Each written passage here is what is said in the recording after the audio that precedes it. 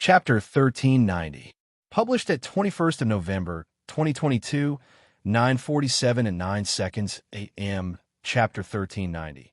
Boredom if audio player doesn't work. Press stop, then play button. Again, 1390 boredom. Lionel's gaze remained impassive, shifting down to the bow in his hand before he shook his head. He didn't really feel any sense of accomplishment. He had wanted to defeat Amory with his spear, but that had ended up with his own being cut in half. Not to mention his spear, even his body had almost suffered such a fate. If not for his spear taking much of the edge off, he would have been in two halves right now. Of course, Lionel had progressed a lot. The first time he had fought Amory, the latter had his ability locked, and he had dealt with several rounds of vital star force weighing him down. At the same time, Lionel was not only not weighed down by the star force, it even made him several times stronger. Even under those conditions, he had lost handily. In this situation, though Lionel didn't quite know it, Bowman had a decided advantage in anarchic force-laced environments. It was for that reason that Cornelius was so shocked by Lionel's bow force earlier. Being able to use long-ranged attacks in a place where gathering atmospheric force was almost impossible gave one a huge leg up. In fact, it was only because the Rapak's nest was relatively lighter on anarchic force in the first place that Amory's sword force was able to travel so far. But even then, it weakened too much before it could slice Lionel in half. None of this even mentioned the fact that Lionel had no ability to use his enlightened bow force so many times in a row without the support of this quasi-life-grade bow.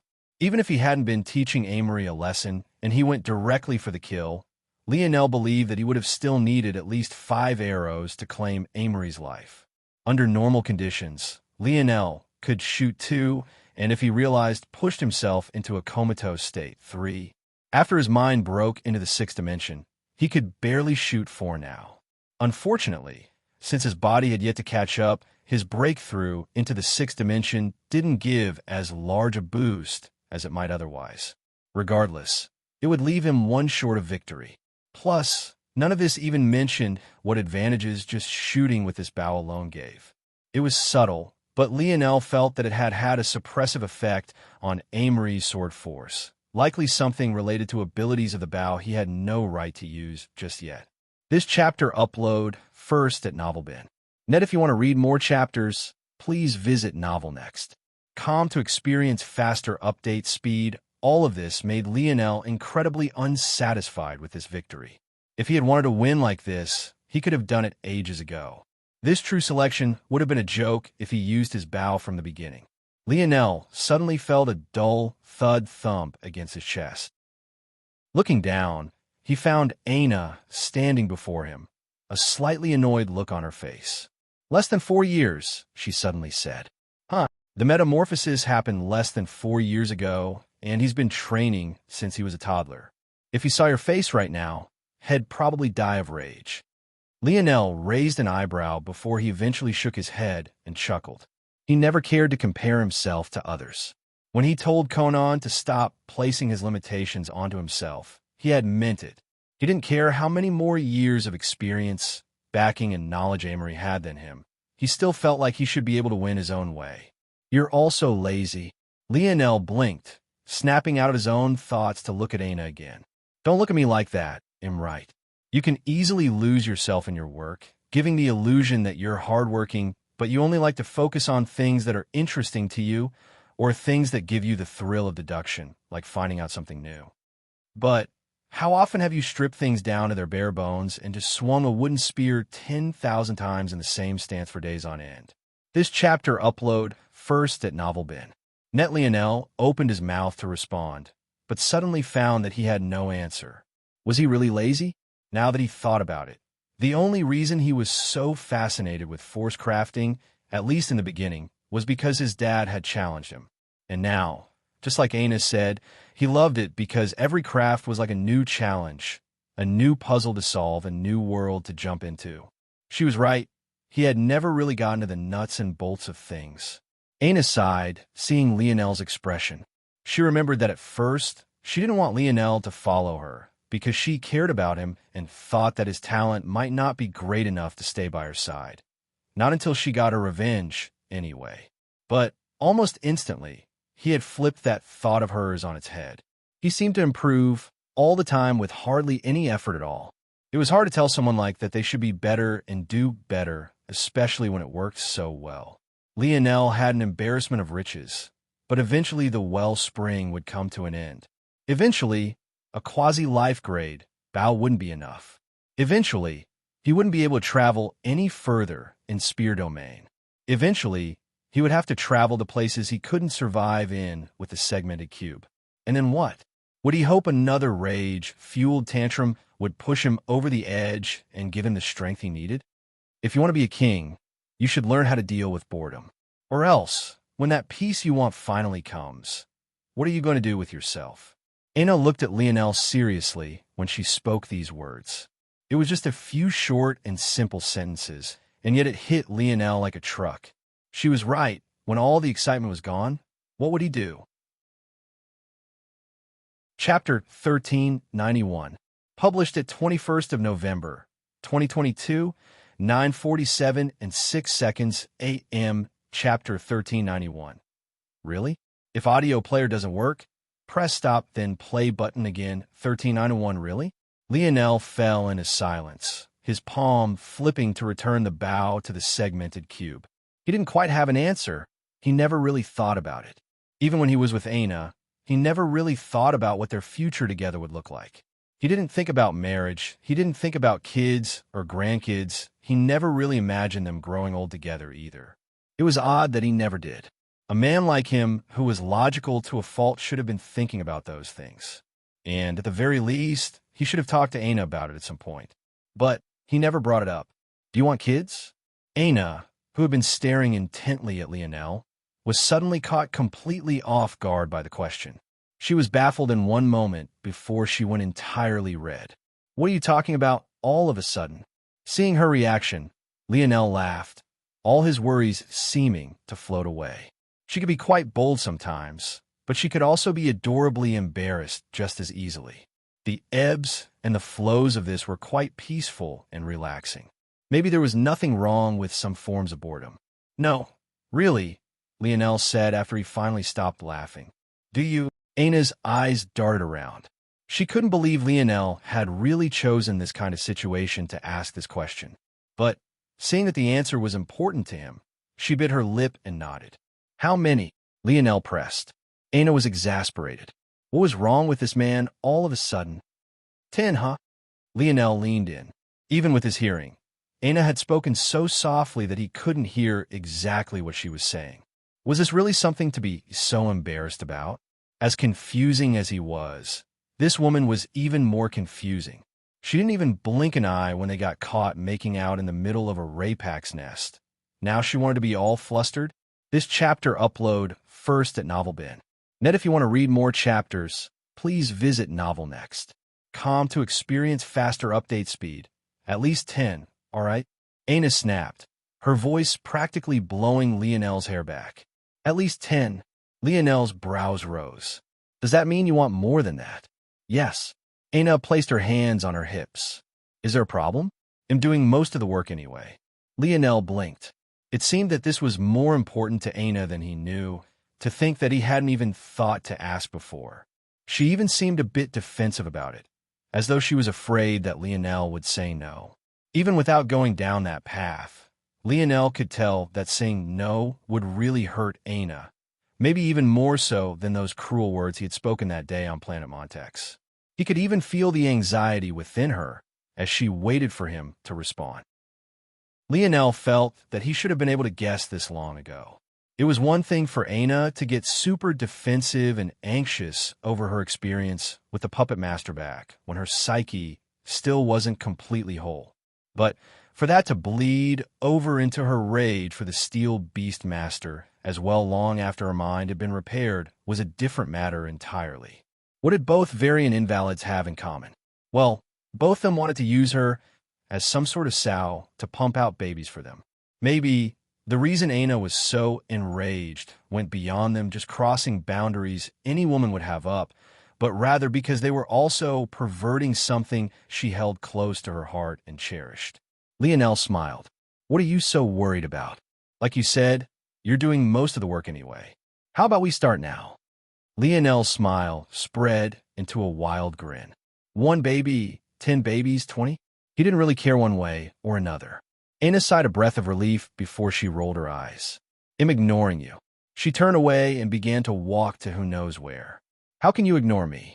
If we don't start now, how are we supposed to get a 20? Think of the gestation period. Anna's lips arched in a smile Lionel couldn't see as she continued to walk away. The relief in her eyes almost seemed palpable. This chapter upload first at NovelBin. Net, be serious. We need to find a way out of here. Anna stopped by where the green ruined egg had been, waiting for Lionel to put it down so that they could go. She knew Lionel well enough to know that he no longer had any intention of taking the egg with him. I can think of a few ways, Lionel spoke as he took out the box once again. No need to take it too seriously. Getting out of here probably isn't all that difficult anymore. Just look at all the energy around us. Really? Anna raised an eyebrow. Really? Anna was a bit skeptical, but she didn't think he would joke about something like this. Look at you doubting me. How could you doubt your future baby daddy? You, don't say it like that. I physically cringe. What baby daddy? That struck a nerve? I'm going to slot that in with things you get wrong, like putting cereal in first. You're a terrorist to society. Anna snapped back. This terrorist would like to book a baby-making appointment. Really, if we don't start now, it'll be too late. I suddenly regret telling you this. It's real, though. I hear having babies is harder at higher dimensions. The earlier we start, the better. Maybe for other women, but not for me. I can have a baby whenever I want. Lionel's brows shot up. He was going to ask Anna what she meant by that, but his senses caused him to turn his head instead, only to lock eyes with a young man. The two had apparently completely forgotten that there were others around them. That bow. Lionel didn't need to hear the rest for his gaze to narrow. The novel will be updated first on this website. Come back and continue reading tomorrow, everyone. Chapter 1392. Published at 21st of November, 2022, 9:47 and 5 seconds a.m. Chapter 1392. You're not. If audio player doesn't work, press stop, then play button again. The young man wasn't a person that Lionel had interacted with before. He had an unassuming build, but his gaze was extraordinarily sharp, sharper than any Lionel had ever seen before. Among the youths here, he was one of the very few who didn't have a single scratch on him despite the sheer violence and carnage of the previous battle. There was no doubt that this person was highly skilled, extraordinarily so. From what Lionel could tell, this young man was also a person of very few words. The stronger his king's might and dream force became, not to mention his soul, the better he was at reading people. For this young man to come out and say something, it was definitely something that was very important, at least to him. That bow, the young man repeated, seemingly not perturbed by Lionel's silence. How is it in your possession? Lionel observed this young man for a while longer. The silence didn't seem to make either man very awkward at all. Lionel continued to stare, and the young man continued to remain silent, waiting for the response he wanted. My mother gave it to me, Lionel finally said. The shock of Lionel's victory against Amory was still hanging thickly in the air. Many didn't quite know what to do moving forward, their minds stuck in limbo. On one hand, the prize they had all rushed forward for was now already in Lionel's hands, and he had also more than proved his strength. On the other, there wasn't an easy way to leave this place, and many still didn't know how to wrap their heads around exactly what had just happened before them. For those who knew Amory, they understood him to be a real deity within their generation. If they wanted a chance to catch up to him, they needed to step into the sixth dimension because it was the only way to bridge the advantage given by the sword domain heirloom. Simply put, Amory gained a head start on his god path, touching upon it much earlier than one should thanks to the insights granted by the sword domain. There was no use in getting jealous over it. After all, to be able to earn that sword domain heirloom in that family of monsters to begin with was a feat all to itself. However, to see that legend in their eyes fall, and so easily at that, they found it difficult to wrap their heads around. This chapter upload first at NovelBin. Net, if you want to read more chapters, please visit Novel Next. Com to experience faster update speed, but this young man seemed to have shocked them awake. That was right. The bow. That bow was at least of the quasi-life grade. In fact, it felt stronger than even others of that caliber they had seen. The fact that Lionel even had it in his possession was shocking enough, but the fact he could actually wield it. The young man's gaze narrowed when he heard Lionel's answer. That bow shouldn't be in the hands of a Morales family member. In fact, it shouldn't be in the hands of anyone not of our families. But somehow it has acknowledged you. This does not make sense. The young man knew how finicky this bow was. Most couldn't even lift it up, let alone pull its bowstring. It was like the bow had made the conscious decision to lower itself to Lionel's level, just so that it could help him. It didn't make any sense at all. In fact, it would cause a major uproar if these matters were known about to the Void Palace. No, it would cause a major uproar when these matters were found out. So, what do you want me to do about this exactly? Lionel asked. He wanted to understand what this young man's goal was exactly. My name is Nazag Terrius. I tell you this, so you know I am not a coward, but also for you to understand that I'm also far more reasonable than most. If a member of my alliance were to see you with this bow, their first assumption won't be that you claimed it for yourself. Their first assumption would be your father has something to do with it. You aren't the first genius bowman in the Void Palace's history, and you aren't the only one of this generation either. Nazag's aura flourished. The piercing howl of enlightened bow force roaring through the surroundings. Lionel's gaze narrowed, but he didn't say a word, waiting for Nazag to finish. If I find out that your father has tampered with the White Lion bow and suppressed it, will just so that you can use it to bully those of your own generation. Not only I, but the whole of the Constellation Bow Alliance will declare war on the Morales family. This chapter upload first at Novelbin. Net wife, your hubby has returned. Velasco's voice boomed across the Void Palace, causing its mountains to quake and the youths to his back to cover their ears. Somewhere deep within the Void Palace, there was one gorgeous woman who rolled her eyes, but outside of her, there were several others that began to scramble. The arrival of Velasco Morales wasn't something any of them took lightly. You kiddos stay here, I have something to take care of. Velasco flashed a smile, and his figure vanished, leaving the youths who were still in a daze from their near-death experience alone. When he appeared once more, he was already on the highest peak, his hands in his pockets and his feet suspended in the air. One would have thought that he was the perfect picture of Lionel, if not for the fact that, unlike his son, Velasco was enamored with dressing as immaculately as possible. Everything on him was prim, proper, and trimmed, down to even his individual hair strands. Rosen, why don't you come out here for a chat? By this point, the head of the Unfettered Blade party had already stepped out. His head tilted up into the skies, his jaw steeled. Velasco, don't do any. Val pointed a finger down, and as though commanded by a deity, Rosen's right arm began to crumble to ash, vanishing into the wind piece by piece. Just like that, before the eyes of everyone, a mighty swordsman was crippled. You families should think a bit more before they act this time. Luckily for you, this failure in your arm are enough to calm me for now. Velasco looked away from Rosen, whose forehead was pulsing with veins and face was dripping with sweat. I've used too much power with this avatar. It's already about to fade away. Wife, wait for me, I am coming. With a step, he vanished. Chapter 1393. Published at 21st of November, 2022, 9:47 and 3 seconds a.m. Chapter 1393. Don't worry if audio player doesn't work. Press stop, then play button. Again, the weight of Nazag's words were exceptionally heavy. So heavy, in fact, that those who truly understood what the ramifications of such a thing would be were left frozen in silence. A war between the Morales and Constellation Bow Alliance wouldn't just throw the human domain into turmoil, it would be a near-extinction level event. With two powerhouses on that level fighting it out, the idea of protecting the rest of the human race would become nothing more than a joke. By before the dust even settled, maybe half the human domain would be embroiled in this war, while the other half would simply be too weak to have participated in the first place. The fact that Nazag could spear these words, though, meant a few things. Firstly, there was no doubt that his standing was high, exceptionally so. Even if it was just a guess on his part based on the importance of the bow to the alliance, there were certain things that people without a certain amount of power wouldn't dare to say.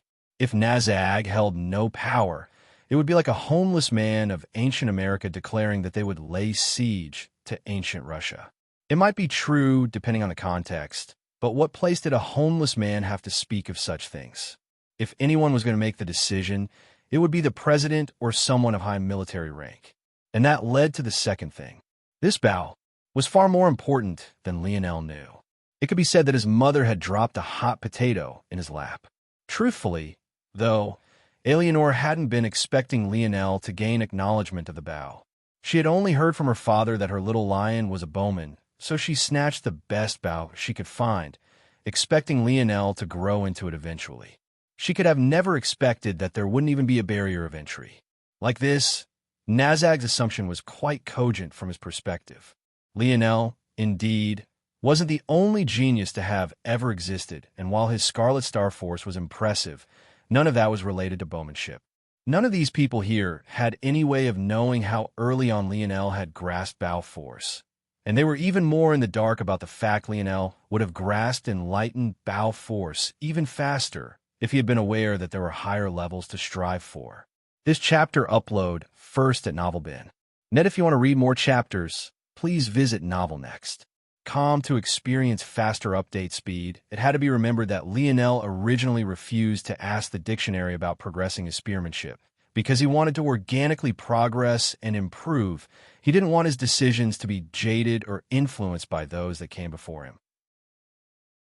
Ultimately, this method had worked out excellently for Lionel, as he finally managed to find a method to fuse his intuition with his analytical ability in combat. But the downside was that he was left in the dark about many things until it was later than one might expect. In the end, Lionel had actually ended up only learning of natural spear force and enlightened bow force after entering the fifth dimension, the latter coming later than the former because it was the catalyst that made Lionel realize there was something beyond. With things laid out like this, it was hard to see exactly how Lionel separated himself from other geniuses. Or, more accurately, exactly how he was supposedly a better fit for the White Lion bow than anyone else that had tried to gain its favor. In Nazag's mind, with the information he had on hand, the most likely series of events was that Lionel's father, known for his extraordinary abilities as a force crafter, tampered with the bow to allow Lionel to use it. To those of Nazag's ilk, this was worse than a slap in the face. If Velasco had done such a thing, he might as well have pulled his pants down and pissed into their mouths. It was that foul of a mark on their history. Now, Lionel had suddenly ended up in the middle of not just one, but two sweeping storms. On one side, there was the Constellation Bow Alliance, and on the other, there was the Swerd family. In the middle, there was the Morales family, and much of its current problems seemed to be Lionel's fault. It was then, amidst all the tension, that Lionel suddenly chuckled. His head turned back and looked toward Aina. It seems I'm being underestimated again. Aina shook her head. Blame yourself. Who asked you to try and act cool? This chapter upload first at NovelBin. Net, about that baby-making appointment. Can you be serious? Lionel laughed, his hand reaching for the box and opening the lid. With a thought, he reached in and pulled out the egg, placing it back down where it had been and giving it a small pat. Just sitting there, the little guy was even taller than him. Lionel believed he even felt a little kick just now, causing his lips to curl into a smile. Stay in this egg for a little while longer. Your race is much cuter like this. Lionel suddenly felt a hit to his waist. How could you say that to a baby? Did you want to serve this baby up on a platter a few hours ago? So did you. Lionel cleared his throat. Don't worry, even if our baby is ugly, they'll still love them just the same. Watching the two banter as though there was no one around at all, many weren't very certain of how they should be feeling. Did he just ignore the threat? What was happening here exactly? You all, Lionel looked up, having had his fill of teasing Aina. They'll be leaving this egg here, but that also isn't licensed to take it. I'm going to begin drawing a teleportation formation out of here now. If you'd like to live, then you should probably forget your greed." Lionel spoke these words and then began to do as he said, his mind already becoming focused enough to forget everything else. Chapter 1394. Published at 21st of November, 2022, 9:47 and 1 second AM. Chapter 1394. Grinded to dust if audio player doesn't work. Press stop, then play button again. Lionel ignored everything else around him. The pressure suddenly becoming stifling for reasons most couldn't understand. In recent times, Lionel had mostly learned how to control the leaking of his aura when he focused thanks to fully awakening his king's might lineage factor, but he couldn't be bothered to do so this time. The level of focus he needed was much deeper now than maybe it had ever been. Trying to draw a teleportation array fit for a 7th-dimensional world was already beyond much of what Lionel should have been able to do. To try and draw one while also surrounded by dense anarchic force was another massive hassle. To make matters worse, even though they were technically surrounded by a large amount of energy currently, energy that could most definitely be used to fuel such a thing, this energy was in the form of life force and not spatial force, making the task even more difficult. This meant that Lionel not only needed a focused form of mass teleportation, he also needed it to be able to convert force toward another use case. In the dimensional verse, using one form of energy as another was nigh impossible. Like Y-Star Order had said, these forces, especially at these high levels, practically had personalities of their own. To try and fit them into a box they weren't meant to fit in was basically impossible. However, there was good news too. For one, this was life force, not something unruly like Lionel's Scarlet Star Force. In addition, it was designed to be absorbed by babies. Granted, the Ray Packs weren't exactly coddling of their young. Not in the normal sense, anyway. But a baby was a baby, simply put. Compared to other 7th-dimensional forces Lionel could try to take control of, this would be the simplest. And that led to the second advantage Lionel had, visualization. It had to be remembered that the 5th dimension was all about unchaining the mind and removing mental limits on the body to unleash its true and full potential. In order to do this, techniques used visualizations and certain artistic conceptions as exercises of the mind, helping those that used it to strengthen and fortify their minds, thus facilitating its unshackling. Despite this being the case, Lionel had hardly relied on it all during his breakthroughs. This was because he had another method of releasing the shackles of his mind, and that was his true state innate node. Visualizing and comprehending his Scarlet Star Force was not only just as good, but in Lionel's use case, it was even better than relying on any other technique. This was because his innate node was perfectly tailored to him, more perfectly tailored than any other technique could possibly be. However, despite this being the case, this didn't mean that Lionel had ever stopped comprehending the third stage because only by comprehending it fully like he had done with the second stage could he pass it on to those around him. It was a difficult and long drawn-out process. Even with his computing powers, closing in those final gaps for Lionel was almost too difficult. But he luckily had 3 breakthroughs. The first was his ability index suddenly gaining a huge boost thanks to something his father had apparently done. The second was his Luxnix family lineage factor reaching perfection and allowing his mind to enter the 6th dimension. And the final breakthrough was him entering Tier 6. Lionel had still yet to fully comprehend this third stage, but he had gained a small inkling that had inspired him. This chapter upload first at NovelBin. Net, if you want to read more chapters, please visit NovelNext.com to experience faster update speed. How was it that the formation of his stars could cause so much atmospheric Scarlet Star Force to surge toward him? It could be said that if not for this benefit, this battle would have been far harder on Lionel. Of course, it only lasted a small time and eventually ran out. But if Lionel could trigger this more often without having to form a star, wouldn't he essentially gain the ability to use his Scarlet Star Force without any of the drawbacks? Lionel was certain that if he hadn't run out of Scarlet Star force, his spear would have been enough to beat Amory. Of course, that would have not been much different from using his bow anyway, but the point still stood. This aside, Lionel's thoughts were simple. He couldn't catalyze such a large surge of force without much input like seemed to be able to do. But what he could do was use a large amount of force as a catalyst to bring in the force he wanted. Just like that, he could exchange all this seventh-dimensional life force around them for seventh-dimensional spatial force. Then he could reverse engineer the teleportation path they took to get here to send them all back in the proper direction. Easy? Easy. Lionel's body flickered around the cavern, the force art beneath him growing more and more complex as he wielded the half that remained of his spear. It took several hours, and he even had to pause several times, but he was soon close to finishing. Unfortunately, it was exactly at that time that the cavern rumbled. Lionel's gaze shot up, his jaw steeling. Aina appeared to his side without hesitation. Lionel swept the gaze around. If you all want to live, I would advise that you hurry up. If you don't, feel free to stay here and die. The sudden rumbling seemed to cause the prideful geniuses to forget themselves for a moment. One tried to take advantage of the commotion to swipe the egg, but they ended up with an arrow between the eye before Lionel could even do anything. Nazag lowered his bow in silence, not bothering to look in Lionel's direction. As for Lionel, he didn't have time to guess at or understand Nazag's motives. Maybe it was just his way of saying he didn't owe Lionel any favors anymore. Regardless, he didn't care.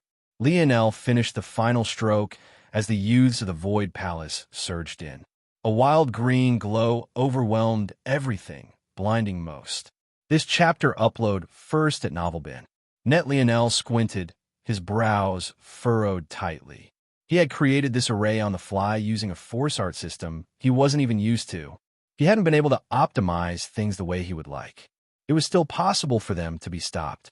If that happened, things would get more than just a little troublesome. 70%, 80%, 90%. At that moment, the ceiling was crashed through once again, a horde of Raypaks appearing. The lights had grown so bright that Lionel could hardly see what was happening beyond the bounds of the formation anymore. But he could just barely make out a ruined Raypaks cocking their arm back. Shit! Lionel's jaw steeled. Anything thrown by a seventh-dimensional existence was bound to be endlessly powerful. If it landed on the formation lines, or had enough force to disrupt the natural flow, they were screwed. The latter was far less likely since the vastness and quantity of force Lionel had used was too much. But as for the former, 97%, 98%, 99%, a beam of light that looked like black lightning shot through the skies. It was so dense in its blackness that all the light around it seemed to vanish. The beam swerved, shooting up until it was right above Lionel's head and then barreling downward with an impossible-to-track speed. 100% boom. A roar of pain resounded. Lionel, Aina, despite her head and vision swimming, rushed to Lionel's side. At that moment, Lionel was pinned to the ground, an odd rod lying horizontally across his palm and shattering the gray land around him. Lionel's entire body was driven into the ground. His shoulder was dislocated, his knee was shattered, and every bone in his hand had been grinded to dust. The novel will be updated first on this website. Come back and continue reading tomorrow, everyone. The novel will be updated first on this website. Come back and continue reading tomorrow, everyone. Chapter 1395, published at 21st of November, 2022, 9:46 and 59 seconds a.m. Chapter 1395. LT felt like. If audio player doesn't work, press stop, then play button again, son of a bitch. Lionel had never experienced so much pain in his life. He had almost all the bones in his body broken before, suffered runes being etched directly onto his bone. He had even almost been cut in half just hours ago. But somehow this was worse than all of it. The group had managed to complete the teleportation thanks to the fact that this black rod hadn't fallen onto the ground until just a split moment after they teleported. As a result of this, The rod managed to enter the range of the teleportation and was taken along, thus ending in the current situation. Beads of sweat fell from Lionel's brow. Come on, come on, come on. Lionel could vaguely feel that Ano was trying to help him, but this rod was way too heavy. It was denser than anything Lionel had ever felt before. Despite being only a small bit longer than a usual polearm, its weight was unfathomable. It was to the point Lionel was more so shocked that his hand hadn't been directly severed instead. For the first time, he lamented his sturdy skin. That result would have most definitely hurt less than this. The only way out of this situation was to send this rod into a snow globe. But the problem was that in order to accomplish this, he had to envelop it with his internal sight.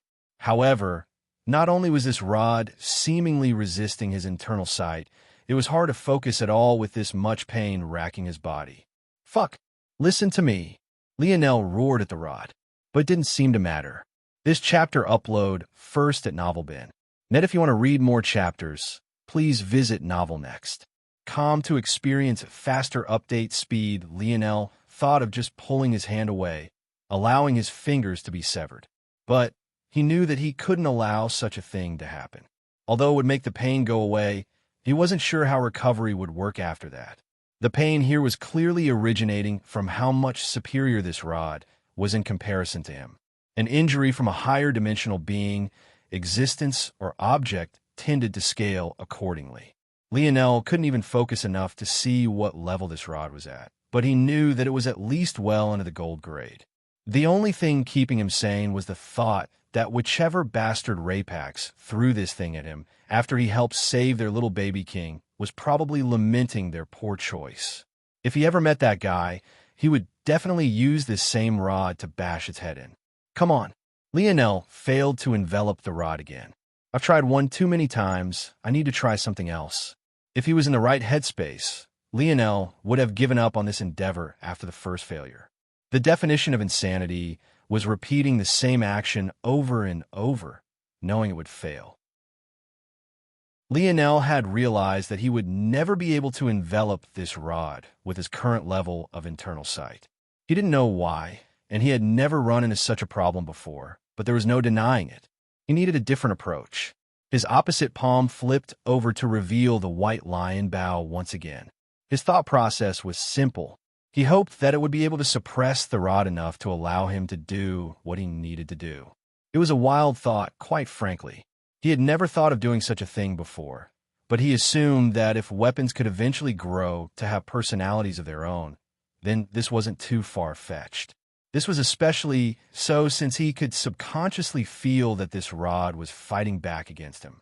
It was similar to his duality spear when he first claimed it. It hadn't wanted to listen to anything he wanted to say and refused to allow him to use its domain as well.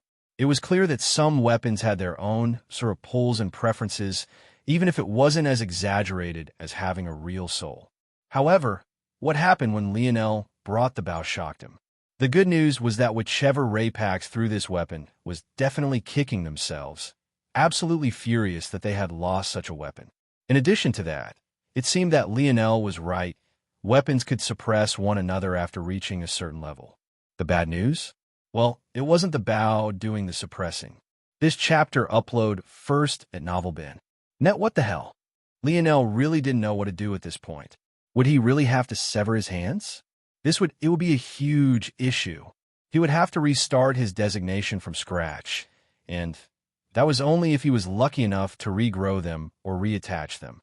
He was beginning to feel that he was getting a raw deal. What kind of idiot just throws a life-grade weapon like that? A seventh-dimensional being's ability to calculate should be beyond even Lionel's. It should have known it wouldn't make it. Or at the very least, it shouldn't have made its rod divert at the last minute like it had just for the sake of targeting him. Now he was in this mess. God damn it, you annoying brat, listen. Lionel, who had practically cut off everything around him to deal with this situation, finally heard Wise Star Order's voice ringing in his head. Well, it was actually ringing in his soul. The old bastard had really gone the extra mile. What? It's not a spear, you idiot. A spear you can touch without it disintegrating beneath the presence of the spear domain. Put it in the damn ring. What? Lionel looked again. He was absolutely certain it was a rod or a staff. It was a dense black, perfectly smooth, not the slightest blemish, all while warping the space around it just the smallest bit. There was no blade to be seen anywhere. However, now that Y-Star order said it, it really felt like a spear. Lionel didn't hesitate, acting immediately. And the relief was almost instantaneous. He fell over, gasping for breath. Unfortunately, the reprieve didn't last for long. The commotion around him, the very same he had ignored until now, wasn't small in the slightest. Chapter 1396. Published at 21st of November, 2022, 9:46 and 58 seconds a.m. Chapter 1396. Endured patient if audio player doesn't work. Press stop, then play button again. Lionel lay on the ground, the pain coming in waves, but still much less than before. His hand was practically just a mangled ball of flesh. His shoulder still hadn't been pushed back into his socket, and after the initial pain subsided, he finally noticed that he had shattered his kneecap when he was driven into the ground. Luckily, it was only one shattered knee, but that just left an entire side of his body practically useless. And yet, right this moment, there seemed to be a battle. Lionel's gaze squinted as he finally took in the surroundings. The landscape was just as bland as everywhere else, albeit rockier than usual. The region looked like it was covered in sand dunes, but these dunes were just small hills of hard rock. When Lionel's internal sight cleared, finally recovering from the beating the supposed rod spear had given him, he frowned. He had thought that they had somehow stumbled into enemy territory, but there weren't any enemies around at all. In fact, the ones fighting were Aina and the other geniuses amongst themselves. Lionel frowned, trying to stand, but he fell over before he could. He actually felt so weak. To make matters worse, every time he moved, the rattling bone left in his hand and leg sent more sharp spikes of pain through him. Still, this was good news for Lionel. If his bone had truly been ground to powder, he might as well just chop it off now and find a different method to regrow it. But if they were in shards like this, he had a chance of making a full recovery. Of course, it would require a lot more pain, but it would be a worthwhile exchange. Pung! Right then, a dagger landed right beside Lionel, missing him by a hair's breadth. His brows furrowed. Just then, someone had aimed at him, but Aina's axe had deflected it from its path. Were they aiming after him? Lionel's expression darkened. This chapter upload first at NovelBin. Net, if you want to read more chapters, please visit Novel Next. To experience faster update speed. This region should be in or very near human territory. That much Lionel was certain of. They were maybe a journey of a few hours away from the Void Palace at worst. This much was confirmed by the fact everyone's golden glows seemed to be back. Likewise, his purple glow was very much back as well. Seems I chose a terrible time to get injured. What happened here, old man? You collapsed. Your little girlfriend ran to your side, but some saw this as a potential chance. Most have already left, using their tokens to orient themselves toward the Void Palace. But those that have stayed probably want your head. How fantastic, Lionel replied dryly. Ungrateful didn't even begin to describe it. His gaze scanned those that remained. There were 5 of them, all of which Aina was fighting alone. Lionel could tell that she was absolutely furious. Don't worry about me. Lionel's voice called out. Aina's ear twitched, but that seemed to be all she needed to hear. Her aura flourished and her hair whipped back. Lionel watched silently and without much of a word. The individual of greatest note here was Rowan Cancer, the very same young man that had sneak attacked Lionel when he first put up his amethyst token for competition. It seemed that he was very much eager to lay his hands on one for whatever reason. Aina's axe took one of their arms. A limb flew through the air, taking a spurt of blood with it. Aina reached a hand out, and almost immediately a harsh scream followed. No! The young man was sucked dry, becoming a mummified corpse before the horrified gazes of his allies. Rowan dashed forward, using the opening this created to attack Aina from the back.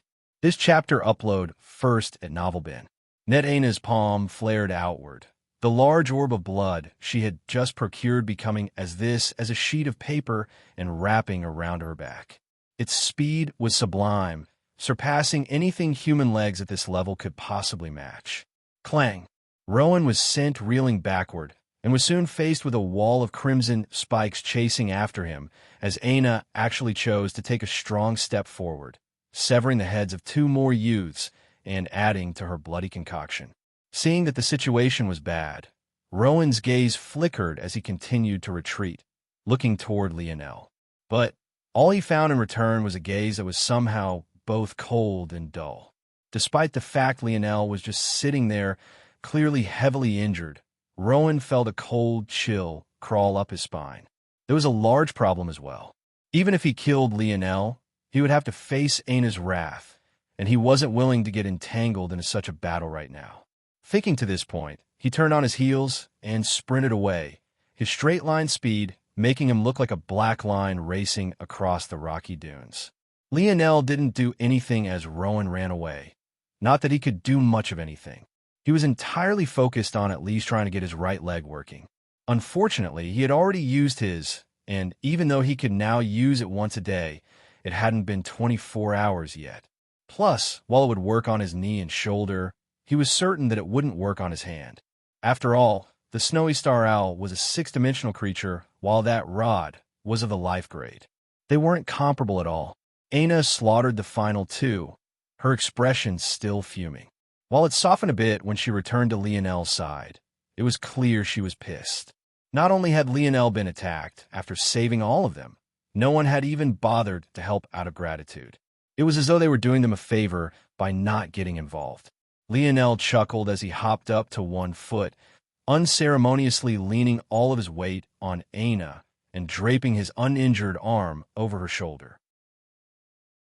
"You're adorable when you're angry. Don't make me kick you away." Ow! Ow! Aina's head snapped toward Lionel, but when she realized he was pulling her leg, she pinched his hip hard. "Hey, I'm an injured patient here. Then act like one." Aina supported Lionel's weight without the slightest issue, and the 2 began to walk back toward the human domain, their banter becoming probably the only laughter in the whole of the void battlefield. Chapter 1397. Published at 21st of November, 2022, 9:46 and 56 seconds a.m. Chapter 1397. Very, very scared if audio player doesn't work. Press stop, then play button again. The trek back was long, but not particularly arduous. If it wasn't for the dense anarchic force in the air, it would have been quite a simple hike. With Aina's strength, even if Lionel was 100 times heavier, it would have hardly made a difference. If it wasn't for the difference in their sizes, she could have just lifted him up and over her shoulder. With Lionel's teasing, she was almost tempted to do it anyway. But she eventually decided that she would give him some leeway. Lionel, though, was greatly fascinated with Aina's blood force. Even now, he couldn't really understand how it worked. It seemed to both be a really sharp weapon and simultaneously a powerful shield as well. And that was only when Aina didn't consume it. Lionel knew that Aina could benefit greatly from blood. He still remembered her absorbing his own blood through her fingers. The result of that was her curse being burned away and her true appearance being locked into frame. Still, it seemed odd.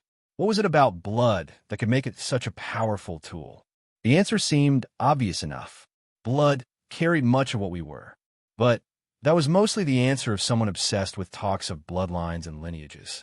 The reality was that every piece of a human's body, so long as it contained a cell, carried just as much information about their genes and DNA as their blood did. Maybe the only reason blood became such a forefront of such talks was because it was among the easiest and less disgusting things to sample. You could just as easily get a full picture of someone's genes from their spit. This was how things were if you looked at them logically, anyway. But this left Lionel all the more fascinated. Aina's control over blood went beyond just manipulating it. She could absorb and assimilate it. In fact, if she absorbed enough of Lionel's blood, he wouldn't be surprised if she birthed a Scarlet Star Force affinity no worse than his own, much the same way she had taken all the strengths of the Abyss Panther of Terrain for herself as well. This chapter upload first at NovelBin. Net, if you want to read more chapters, please visit NovelNext.com to experience faster update speed. Maybe those things are true for Earth and the third dimension, but blood represents much more in the dimensional verse. The simplest way I can describe it is that it's the conduit that life force resides in. Life force? So your blood force is that powerful because of life force?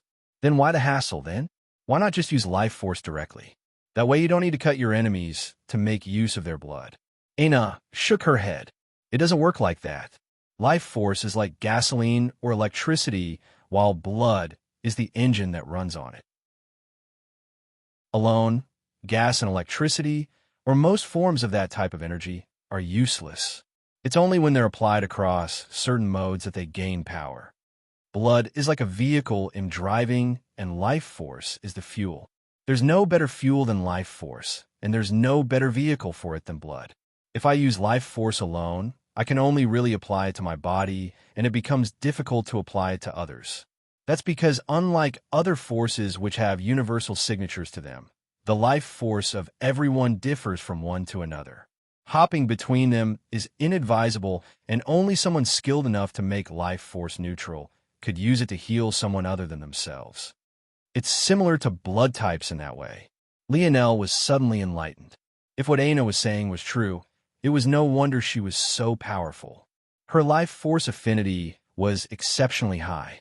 This would make her greatly in tune with her particular life signature, which would in turn lead to many of the abilities she seemed to have. At the same time, because her life force was so powerful, it made her blood force just as powerful. The end result would obviously be physical strength. This chapter upload first at NovelBin. Net, it all seemed to tie together quite nicely, and Lionel came to very solid understanding. So when you take the blood of an enemy, you're essentially taking their life force with it. Then you use their own force to fuel the strength of your blood manipulation. Aina nodded. It's also a bit more complicated than that as well. Life force is tied to your vitality and how long you can live as well. Because of that, when within the body, the responsibility of blood force is to regulate how much is used over time. That means that at any given time, the active life force within your blood is only a fraction of a fraction of a fraction of your total life force. When I rip someone's blood out of them, that regulation falls under my control.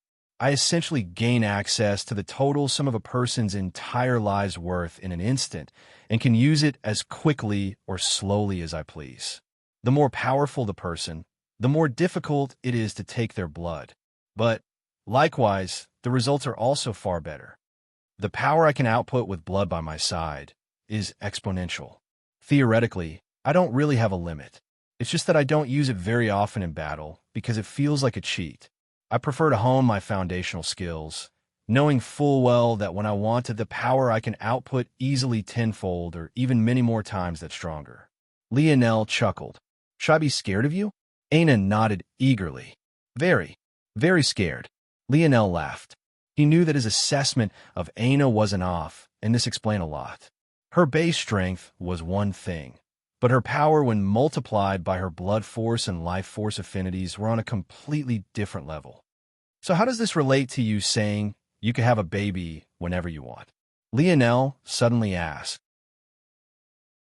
The novel will be updated first on this website. Come back and continue reading tomorrow, everyone.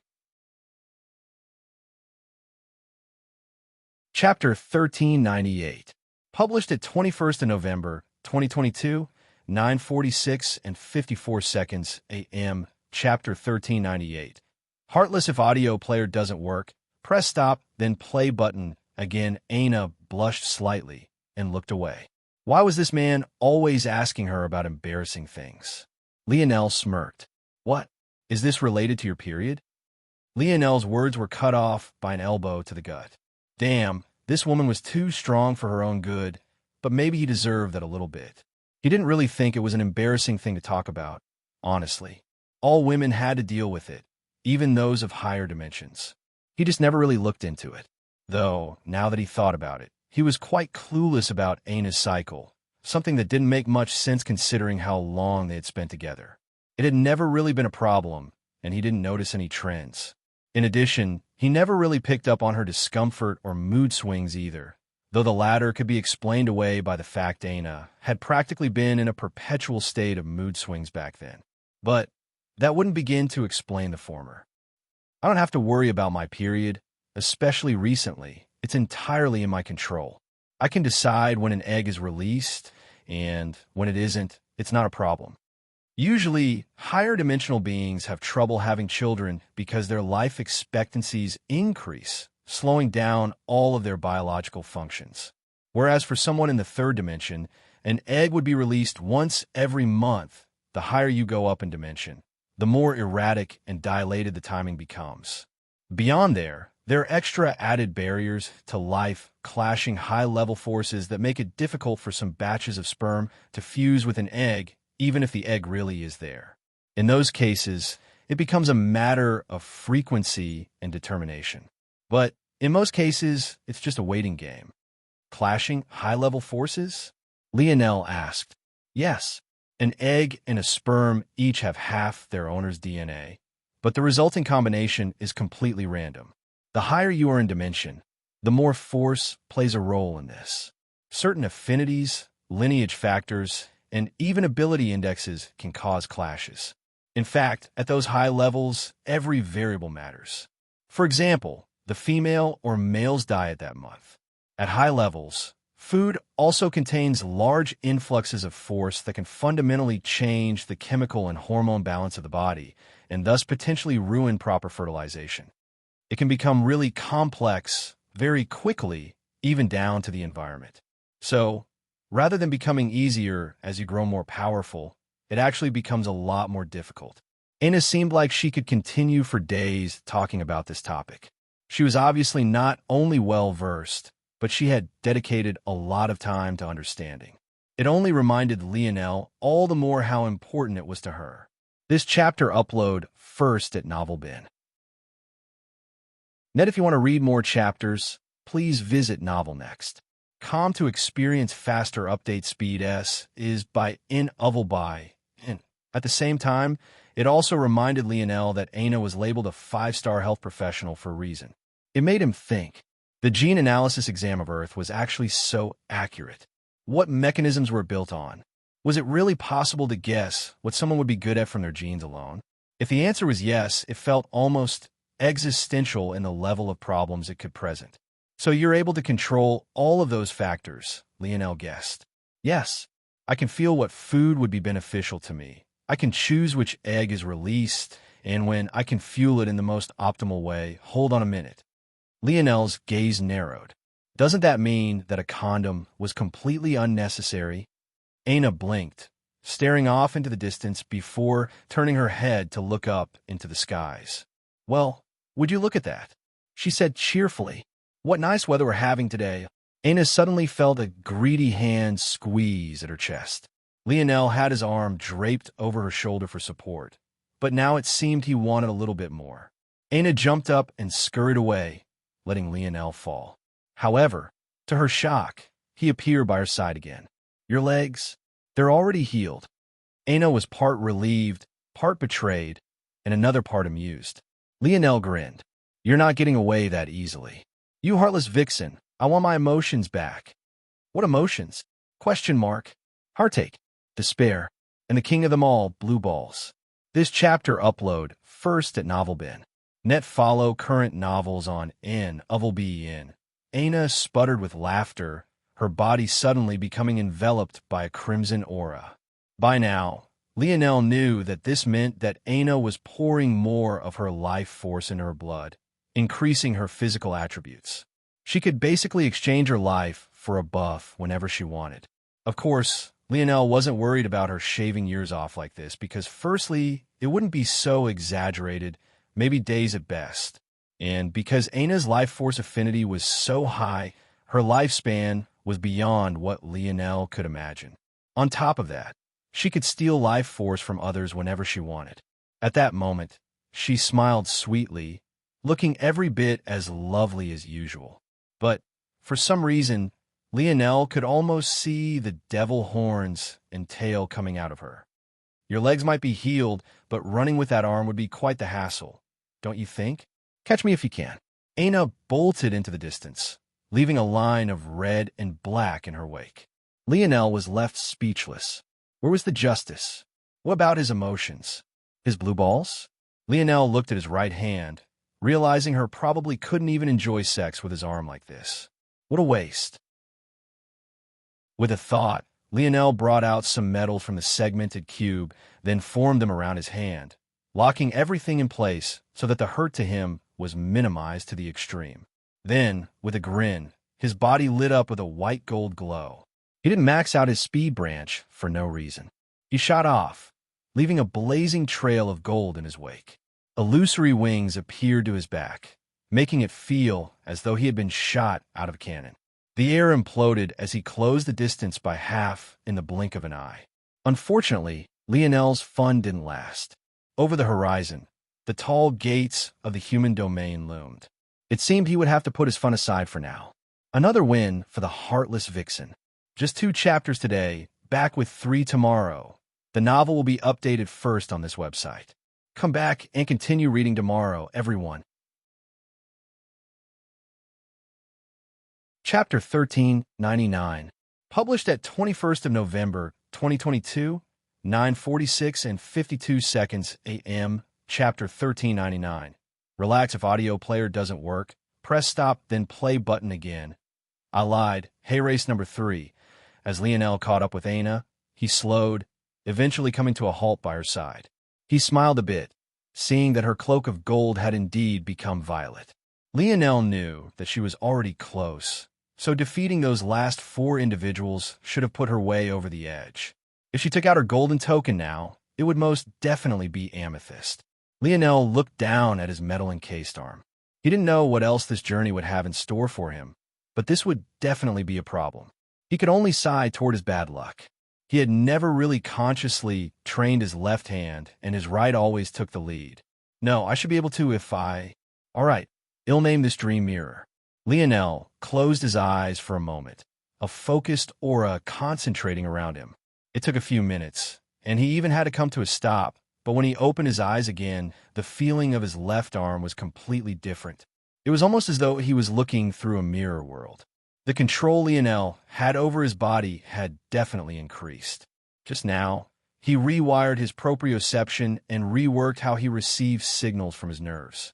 He didn't physically change anything about his body. He only put the signals he received through a filter he built in his dream world. Dream Mirror allowed him to now use his left hand as though it was his right. It felt as though nothing had changed at all. Good. Lionel nodded to himself. Ready? Aina asked. She didn't bother to ask Lionel what he had just done. She assumed that if it was important, he'd say. If it wasn't so much, it was fine. Seeing her trusting expression, Lionel sighed inwardly. He knew he would have to tell her what he had tried to do with her father soon. He didn't feel right keeping it to himself. Aina. HM. Lionel met Aina's gaze. The two ignored everything around them, even the slowly opening gates up ahead. Lionel bluntly explained everything, not leaving out any details. From start to finish, Aina didn't say a word. Even after he was done, she remained silent. Lionel didn't press her and simply waited. This chapter upload first at NovelBin. Net, if you want to read more chapters, please visit Novel Next. To experience faster update speed. Novel B. You wanted the tablet? Yes. And you were willing to steal it? Yes. But you rejected me? Lionel blinked, a bit confused. Aina suddenly smiled. It was the kind of smile that froze Lionel in place, one he couldn't even properly react to. She was simply too beautiful. Even wearing bee skin clothing, something that should have made her primal and quite rough, she had an air of softness and a rare gentleness that left him in awe. You're quite the idiot, don't you think? Huh? Lionel responded absent-mindedly, unable to take his eyes off of her face. If you want to steal something from a woman's father, you just have to get her to steal it for you. What are you going to do without me? You can't even do the simplest of things without my guidance. Lionel was speechless. What was this woman saying? Come on, We still have work to do. Don't worry your handsome little head. He'll take the vanguard. Lionel found himself being pulled away by a strength he probably couldn't resist, even if he wanted to. His brain was still trying to compute what he had just heard, but it felt as though the program kept returning errors. And then his eyes happened to land on Aina's swaying hips and the dimples on her back. Had those Venus dimples always been there? Maybe he had felt them with his hands before, but he had never actually seen them. It felt like two enchanting pair of eyes were looking back at him, swaying with the rhythm of her hips and ass. Damn tokens! This chapter upload first at Novelbin. Net visit NOVL-BY-N. For a better user experience, Lionel was snapped out of his daydream by the shout of guards. When he looked up, though, he found that their appearances were far more reserved than one might have expected. It was clear that their apprehension was rooted in the violet glow that surrounded both Lionel and Aina. Doing as they were told, the couple presented their tokens, and as expected, Aina's own had mutated. There was just a tinge of gold that separated it from Lionel's own. This was likely just confirmation that Aina had battled her way to earning her own. The apprehension was still quite muted, though. The youths could probably hardly be considered youths any longer, and they had seen their fair share of battle. Plus, reaching this step, Lionel and Aina could only be considered quadrant-ranked disciples, while all of the students here were galaxy-ranked at worst. Their status could not be compared. However, whether that would last was a different matter entirely. There was something that Lionel had forgotten in his thought of the true selection being over. This was merely the gold token rank selection. As for the amethyst token ranked, there's some god up there that hates me. Lionel looked toward Aina, suddenly understanding what she meant by take the vanguard. She literally meant that she would carry him the rest of the way. The duo had hardly stepped foot into the walled-off fort when a familiar woman appeared before them both. The human domain fort was unlike anything Lionel had ever seen before. The height of the walls were measured in kilometers, their thickness measured in hundreds of meters. They seemed to be all metal-worked into a single sheet, and he couldn't find a single seam anywhere. Maybe if it wasn't for the gloomy atmosphere, they would be shining like stainless steel. The inner workings of the fort were a bit confusing. They seemed almost too simple compared to the walls. There were nothing but endless beast-skin military tents, with even the tallest only being barely 3 meters. There wasn't a hint of luxury in sight. The woman that appeared before both Lionel and Aina was, of course, Asena. Her expression was impossible to read, even for Lionel himself. However, he had already been carefully observing this woman since she had a spat with his mother. You have 3 days. Failure in that time frame demotes your token and your only chance to become galaxy-ranked disciples in a single bound. She snapped her fingers, and a formless pressure took hold of Lionel and Aina. When Lionel's vision cleared, he found himself in a world he couldn't make heads or tails of. What he could tell, though, was that aside from Aina, there was a third person by his side. Amory. Lionel sighed. The Void Palace was truly not a place that allowed you to relax. Chapter 1400.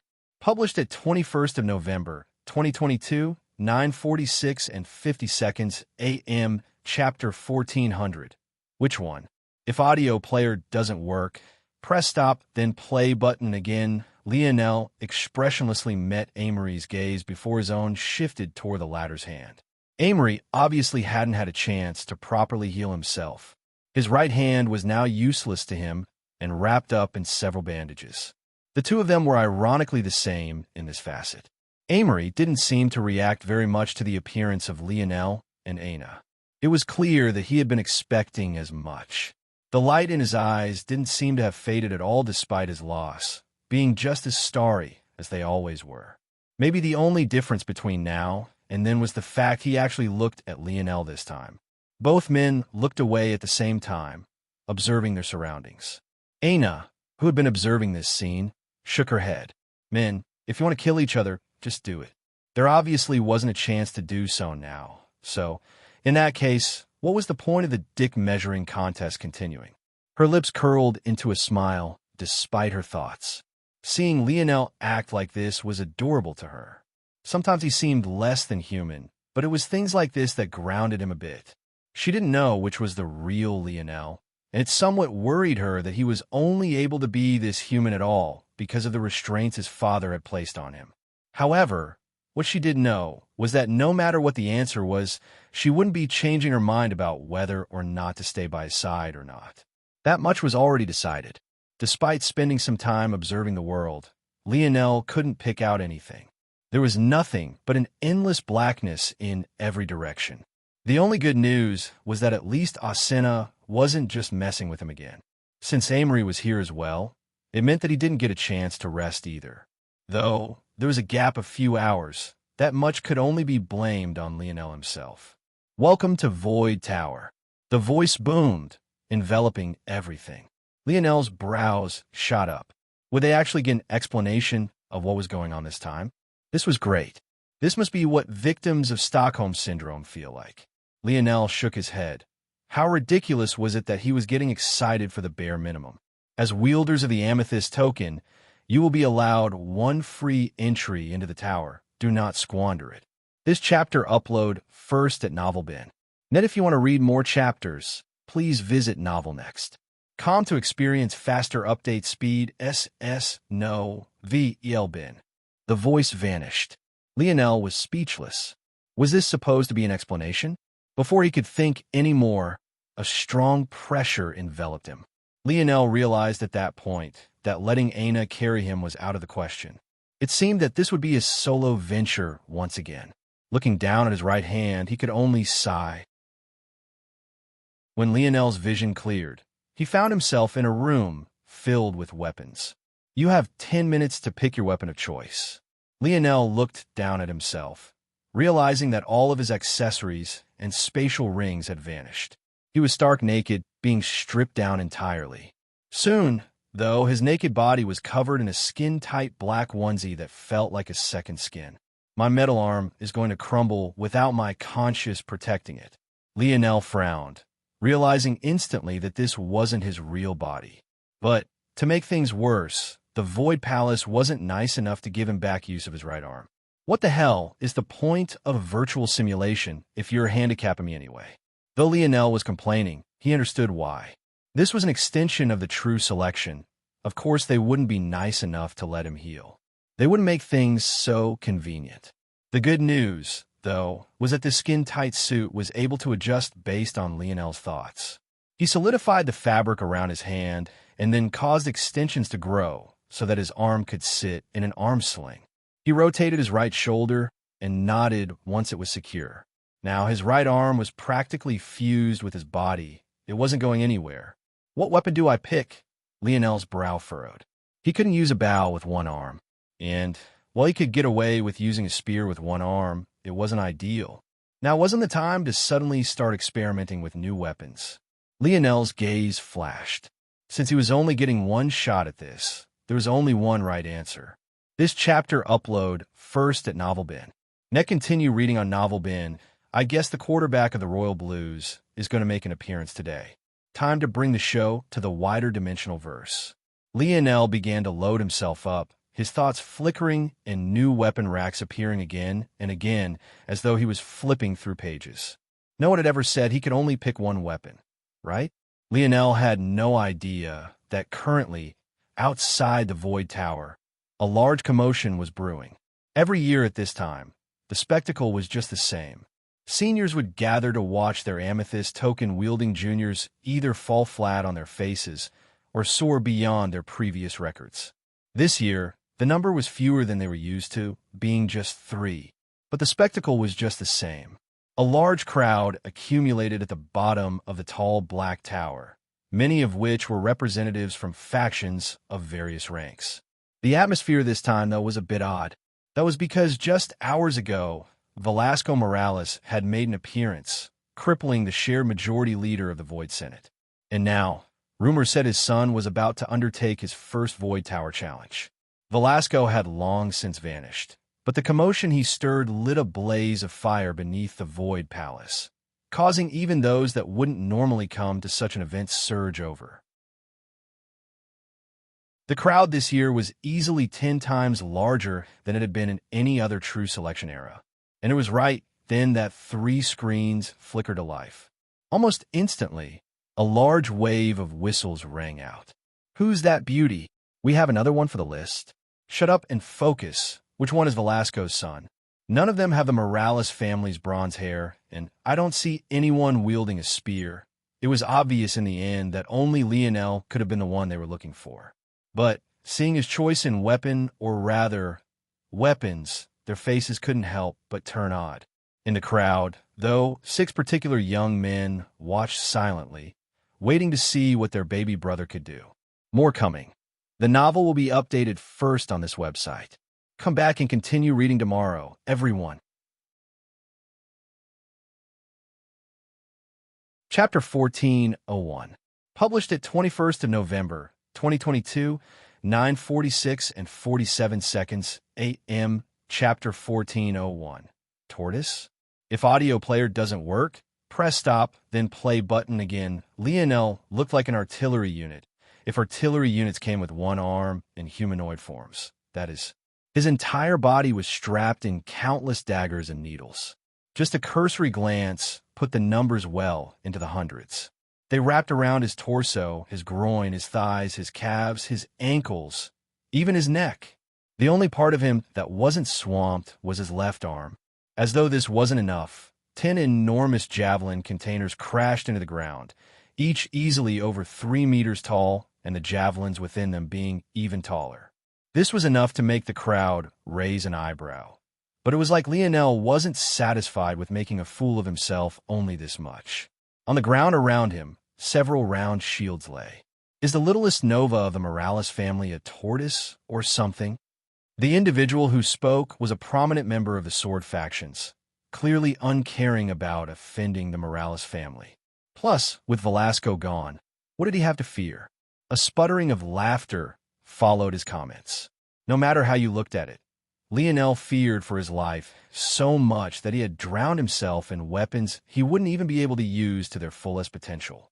Cross-referencing his current appearance with all of the most successful individuals of the past, then seeing how each of Aina and Amory only had a single weapon each, it only made him look all the more pathetic. Amory wielded a single wooden sword, just like he always did. Aine wielded a single battle axe with a polearm taller than even her own body. None of them even bothered to wear any armor. But then there was Lionel, who would have probably drowned his face in weapons if he got the chance to do so. You've missed the big picture, Alfin. Oh, enlighten me. Just look at him. He's so flustered, he can't even tell the difference between a spear and javelin. Tell me, you think he thinks the more spears he has, the better he'll perform? The laughter of the sword faction bordered on exaggerated. It was as though they were venting all the stifling frustration Velasco had left them with. In just these few hours alone, the head-butting between the sword and spear factions was quickly reaching a fever pitch, and it only seemed to be getting worse. Unfortunately, the spear faction couldn't even say anything in rebuttal. They had no idea what Lionel was doing. What did a Morales need so many daggers and needles for? And could he really not tell the difference between a javelin and a spear? This chapter upload first at NovelBin. Net, if you want to read more chapters, please visit Novel Next. To experience faster update, speed. The source of this content is NovelBin. Javelins were lighter, had smaller heads, and were designed to balance in the air. A true spearman should be able to tell the difference with a single touch. I think you've overestimated his intelligence, Sarid. If he thinks so many shields will help him, he's already a lost cause. Look at him. He hasn't even opened his eyes yet, and the simulation is already about to begin. The laughter continued to ring, but in the skies, Cornelius stood with his arms crossed.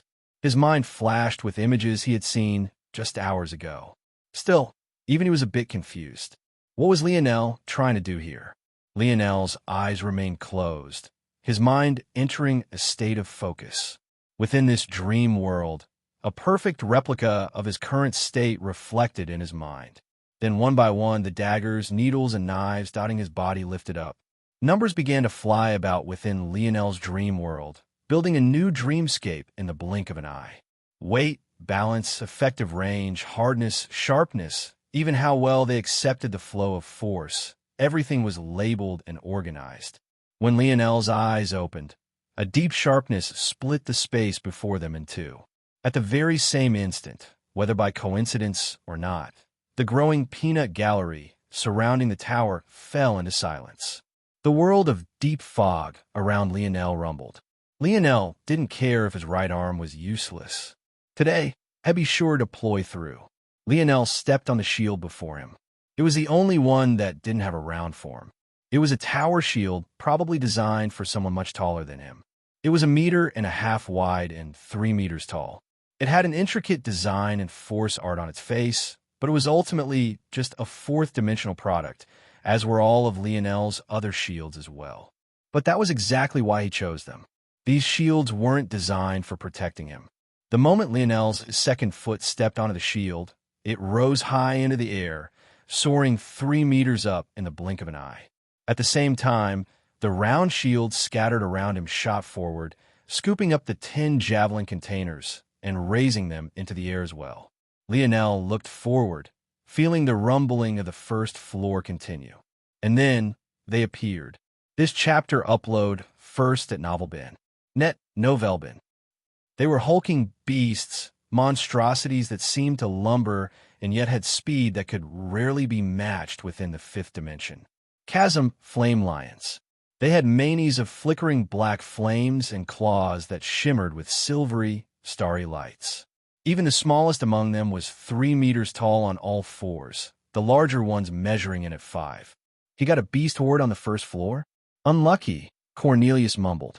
The theme on the first floor was locked in from floors 1 to 9, with a boss waiting on the 10th. Beast hordes were often the most taxing to deal with, and often became a huge stamina drain. The events of the Void Tower were random to stifle preparation. However, as a result, it was impossible to make everything perfectly fair. Let's see. Cornelius' words caught in his throat. Lionel didn't wait, his palms swiping at lightning speed and snatching 3 needles from his hip. He stepped hard on the tower shield, a loud boom resounding as his left arms cocked back and his torso twisted explosively. Bang! The needles whistled through the air, a shockingly bright bow force following enveloping them. The first 3 chasm flame lions found their foreheads pierced through. One could follow with their line of sight the trail of the 3 needles. Everywhere they passed by within the body of the lions, a violent bulge would take place until all 3 exited with just as much fierceness. Bang! The 3 lions imploded into a rain of blood and gore. Lionel's fingers beckoned, causing the 3 needles to zip back, even as he cocked his arm back once again. A slaughter had begun. Chapter 1402. Published at 21st of November, 2022, 9:46 and 46 seconds a.m., Chapter 1402. All time if audio player doesn't work, press stop, then play button again. Lionel's sharp eyes seemed to pierce through everything. Every time he threw, 3 would die, his bow force leaving blazing trail through the black and foggy skies. He soared through the skies, his javelin containers following in his wake. The chasm fire lions opened their mouths, sending beams of black fire shooting for Lionel. However, as though he couldn't see them at all, his right foot stepped forward, his left arm shooting forward once again. The needles whizzed by, bypassing the arc of flames that seemed to appear before Lionel in the blink of an eye. Lionel didn't elevate too high off the ground. The moment he tried to, he felt a strong pressure. It was clear that the Void Trials wouldn't allow him to just easily cheat his way to victory by plucking them off from above. In real life, just flying into the skies wouldn't be convenient. The air often had even more savage and primal enemies waiting. Due to this, it wasn't difficult in the slightest for him to be attacked. In fact, since he could only fly 3 meters up, his javelin containers seeming to be an exception as they could go much higher, it was still quite easy for even physical attacks to be launched at him. Bang! The beams of fire seemed to completely envelop Lionel. But when the air cleared, the fire had suddenly shot into a single palm, forming a concentrated ball of fire in Lionel's hand. To try and play around with fire before him? It seemed that these lions overestimated themselves a bit too much. What Lionel didn't know was that his actions had shocked those on the outside. No matter how high your affinity, you shouldn't be able to so easily snatch force in the control of another being. And yet, Lionel had done it as though it was as simple as breathing. This was a hidden power of the mage core that Lionel hadn't realized was so abnormal. But very soon, the entire world would know that those with fire affinity should steer clear of the Morales family's littlest nova. His palm flared, the ball of fire splintering into a dozen controlled and concentrated javelins. Lionel's spear force and bow force surged. With a wave of his hands, the javelins shot forward, all 12 piercing into the body of the largest chasm fire lion. A roar of pain and horror resounded as the lion was suddenly enveloped by its own fire, its body incinerating from the inside out. In its final moments, it thrashed about, slapping some of the smaller lions to death. This chapter upload first at NovelBin. If you want to read more chapters, please visit NovelNext.com to experience faster update speed. New novel chapters are published on NovelBin. Lionel didn't even pay attention to the death of the lion. He was systematic and cold. He attacked once. His confidence was such that he didn't need to double-check. He crashed into the first line of charging beast, tilting the tower shield. He was riding upward and slamming down hard. Bang! The head of the lion imploded, but Lionel had already brought out a dagger from his thigh, whipping it to the side. A lion whose mouth had opened wide to bite Lionel's head off found its throat greeted by a flying dagger laced with bow force. The dagger shot through the back of its skull as though it was butter, spiraling through the air and curving through the head of a second lion. At some unknown time, a needle had appeared between Lionel's teeth. His chest expanded, his eyes flashing as a belly full of air jetted out. A line of crimson flames and bow force followed, tearing a line through the lions that had tried to bear down on him from the front. 3 lions found themselves imploding one after another, their flesh as fragile as wet paper. Lionel's palm opened, his thrown dagger snapping back into place, only for another flick of his wrist to send it flying through another skull. Lionel's wrist throws weren't as powerful as his full body throw. But what was undeniable was the fact they still had their own powerful strength. And how could they not? A spearman without powerful wrists was a weak spearman. Barely several minutes had passed, but Lionel wiped the entirety of the first floor, standing unmoving. There were several leaderboards that lined the outside of the Void Palace. New records were divided into whether it was a first or later attempt. In addition, because of the randomness of the Void Tower, they were also divided into floor types. There were clear records for single floors and tiers. Tiers referred to groups of 10 floors, where Lionel was currently within the first. The Beast Horde leaderboard shifted. It was a list dominated by those who controlled large area of effect attacks and archers for obvious reasons. And yet, there was no clear on a first attempt faster than Lionel's own. This chapter upload first at NovelBin. Visit myboxnovel.com to read, please. However, this leaderboard only contained those who were currently disciples of the Void Palace. There was always a duplicate leaderboard for all-time measurements. However, it was very rare for this leaderboard to move. And even if there were movements, it would be deep into the hundreds upon a leaderboard that only displayed 1,000 to begin with. Today, though, that changed. Top 100. No one here could remember the last time there had been a change that high. The surroundings had fallen silent for quite a while now, but it seemed even more all-encompassing than before. However, this shock only lasted for a moment before it was overwhelmed by another. The leaderboards moved again, but this time, it wasn't for the sake of Lionel. And then, it shifted again, once again, not for the sake of Lionel. Under the shocked gazes of those watching, the leaderboard for forest goblins and stone maze began to shift as well. Both Amory and Aina had set their own records. However, Aina's, being the only one of them without a single injury, set an eye-popping number none were quite ready for. Forest Goblins, first attempt, all time. Chapter 1403. Published at 21st of November, 2022, 9:46 and 44 seconds a.m. Chapter 1403. Efficiency. If audio player doesn't work, press stop, then play button again. The shock was palpable. The Forest Goblin floor was exceptionally difficult, not only because of the strength of the enemies, but more importantly due to their stealth. Just finding the targets took time, let alone dealing with their assault once they were done. No one was sure how Aina did it. She seemed to just stumble onto her targets one after another, and even when most would have thought that the floor was cleared, she continued to attack and took out several more before finally putting down her axe. In the end, she was only 3 seconds away from surpassing the previously long-held record, and that was set by a person from a family so in tune with nature and greenery that the plants practically spoke to her. The idea that Aina would come even close to such a feat was baffling to the point of being difficult to accept. However, it felt like today would be a day the world lost its logic. Stone Maze, first attempt, all time. 3 youths, 3 new records, all set back to back to back. It was more than just a little difficult to accept. It bordered on ridiculous. When it said that there was something special about this generation, the truth was that only the older generations had taken it seriously.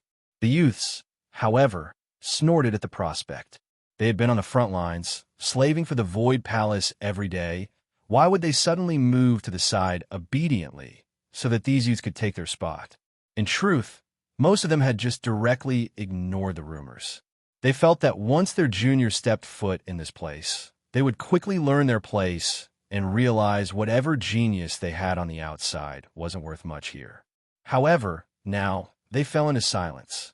There were no longer any jeers, no longer any talks of beauty leaderboards. There was only a quiet brewing. This chapter upload first at NovelBin. Net, if you want to read more chapters, please visit novelnext.com to experience faster update speed. This chapter is updated by N. It seems that they would have to put some more effort into showing these juniors exactly where their place was in the hierarchy. What was a military without strict rules? What was a military without strict hierarchy? The sooner these juniors learned exactly how well they placed, the better. Of course, while there were many with these thoughts, there were also a few faction leaders who licked at their lips, already communicating with their networks to see how many resources they could move around to pull these geniuses into their fold. However, in that time, when people were shocked awake by their thoughts, they were suddenly stunned to find that Lionel was actually getting faster rather than slowing down. They had been shocked by the appearance of Aina, and then subsequently Amory. They hadn't even noticed that in the time it had taken them to clear the first floor, Lionel had already long since moved on and stepped onto the fourth. Each floor should have been getting more difficult. No one could wrap their heads around why Lionel was only getting faster. Was it because he hadn't been trying earlier? Was he not aware that there were records on the line? These leaderboards weren't just for show.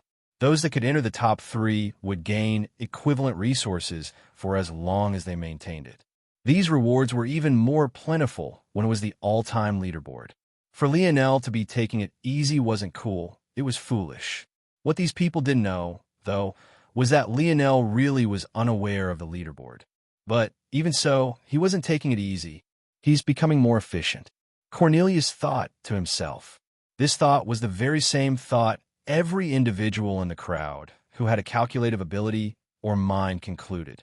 And the more they observed, the more lost they seemed to become in Lionel's art. Lionel never used more effort than the last time, yet his needles became faster, the arcs of his daggers became sharper, and when he finally brought out a javelin. This chapter upload first at NovelBin. Net, follow current novels on NovelBin. Calm.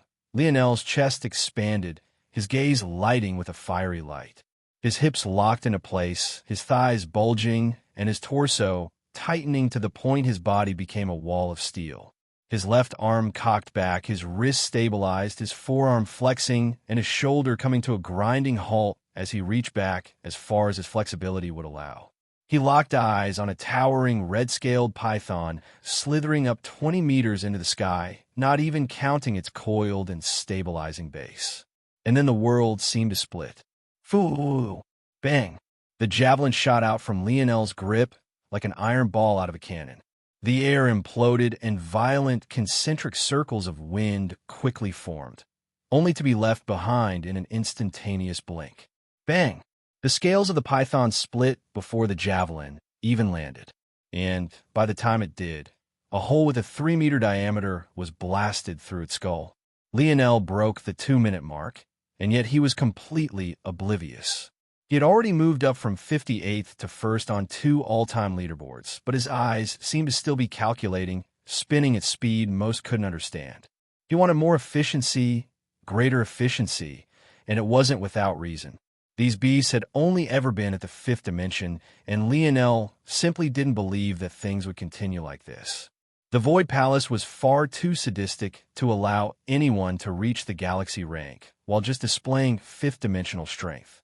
If he couldn't become efficient, he would quickly find himself ruined. Just as advertised, the moment the horde of the 5th floor appeared, Lionel's gaze narrowed, his vision coming into very sharp focus. It was another group of reptilian serpents, but they all had bat-like wings and spewed acid from their mouths. However, this wasn't too much to accept. What was difficult, though, was that they were all outrageously fast, and each and every one had entered the 6th dimension. The novel will be updated first on this website. Come back and continue reading tomorrow, everyone.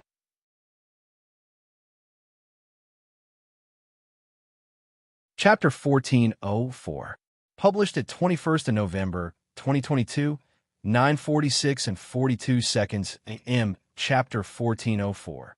All out if audio player doesn't work, press stop, then play button again. Lionel exhaled a breath. He tested the range of his elevation height again, just to see if he was locked into his same rules, and quickly found out that the answer was yes. That much was still fine. The point of the shield he was riding on wasn't to escape. The only purpose it served was to allow Lionel to maneuver and throw at the same time. It was easier to do it like this than it would be with his wings, because it could counterbalance his downward force with upward thrust. The air pressure shifted, the atmosphere is different, the anarchic force concentration has raised. Lionel's mind began to calculate once more, adjusting his effective range, his throwing speed, and the output of force that would minimize his stamina drain while maximizing lethality. It was all completed in the blink of an eye. Lionel zipped forward in the next, his left hand reaching for his body, once against, and pulling out 6 long needles, nestling 2 apiece to 3 gaps between his fingers. His gaze turned cold, and the world seemed to be covered in numbers. His arm whipped forward, releasing all 6 needles at once. But through the air, it truly looked as though there were only 3. They flew so close together and so perfectly that they might as well have been flying as one. However, in a blink, one had surpassed the other, zooming forward with a burst of acceleration the other simply didn't have. Even with this change, it looked just the same. 3 streaks through the skies, each just as blinding and powerful as the other. They arced through the air as one, curving through the air until they hit their targeted 3 different flying serpents, each right beneath the jaw. Pung, pung, pung. The needles collided with their targets, and then sprung away as though meeting steel walls. Lionel's bow force might as well have been a splash of water to them. However, just as quickly as this occurred, PCHU, PCHU, PCHU. This chapter upload first at NovelBin. Net if you want to read more chapters, please visit NovelNext.com to experience faster update speed. Visit Novelbin.com for the best noticeable NG experience. The second line of 3 needles landed in the exact same spot, skewering the flying serpents. However, Lionel only shook his head. With his sharp eyes, he could see that the needles had only penetrated a part of the way through, taking advantage of what had been a micro tear. But the flying serpents were only knocked back for a moment and hardly felt the attack, let alone dying from it. That was part of the reason, despite his skill in throwing, Lionel always gravitated back toward a bow. The effort to power output of a bow was simply on an entirely different level. He had gone all out with that throw just now, but it barely pierced skin. To make matters worse, in order to maximize his control of these shields and these throwing objects, he had chosen the former to be at the fourth dimension and the latter to be at the fifth. Lionel obviously didn't have telekinetic abilities. He was using his Earth variant affinity to control these metals, to do his bidding. If he could only throw weapons but not retrieve them, he would very quickly run out. And holding all of these weapons wasn't nearly as good as having a single spatial treasure that only held arrows like he had seen this damn tower provide. So, because his weapons were only at the fifth dimension, they had an even harder time piercing skin. Of course, the Void Tower didn't allow you to just choose weapons of whatever dimension you wanted. But here, the sixth dimension was considered standard. Lionel had to purposely demote himself to maximize his chances. The Raypacks had really done a good job of screwing him this time around. Lionel could only sigh. There's only one way. I guess I have to stop worrying about stamina and resource consumption. Lionel swerved out of the way of a projectile of acid, his gaze glowing. Runes began to appear within his irises one after another. First 1, then 2, then 4, then 8. The space around him trembled. Lionel's fingers flicked backward, causing the 3 needles that had been knocked off course to rush back to his hands. He snagged them out of the air and threw them back with even more force than before. This time, however, they left a trail of crimson in their wake, a burning inferno threatening to melt everything in its path, erupting. This chapter upload first at NovelBin. Net. S. SS NovelBin. XSS. The 3 needles landed exactly where they had originally, driving into the butt of their stuck counterparts. There was nothing the flying serpents could do to dodge this. Scree! Bang! An enormous hole was ripped through their throats and out the back of their skulls. Lionel exhaled a light breath, steam pushing out through his teeth and lips, red flickering within his irises. He had already pushed himself to the limit once today and managed to use to get back on his feet. But since then, he had fought a battle with Amory, then used several hours to draw an array back to the human domain. With the current state of his mind, sustaining 8 destruction runes was a tall order. And it only made it worse that once he used it, the object he had used it on would be finished and vanish for good. Lionel had a few hundred throwing knives and objects, but facing beast hordes, he didn't know if it would last even 3 more floors, and he still wasn't sure exactly how far he had yet to travel. But facing this opportunity, there was only one real path to take. He had to go all out. Lionel's chest heaved, the daggers he plucked away from his hip already glowing a fiendish shade of red before he even finished imbuing them with his mark. You annoying spitting snakes put me in this situation. Come die then. Lionel unleashed a barrage of relentless assaults, razing everything to the ground. There was nothing elegant and beautiful about his efficiency any longer. He saw a target, and he destroyed it from the inside out. Nothing more, nothing less.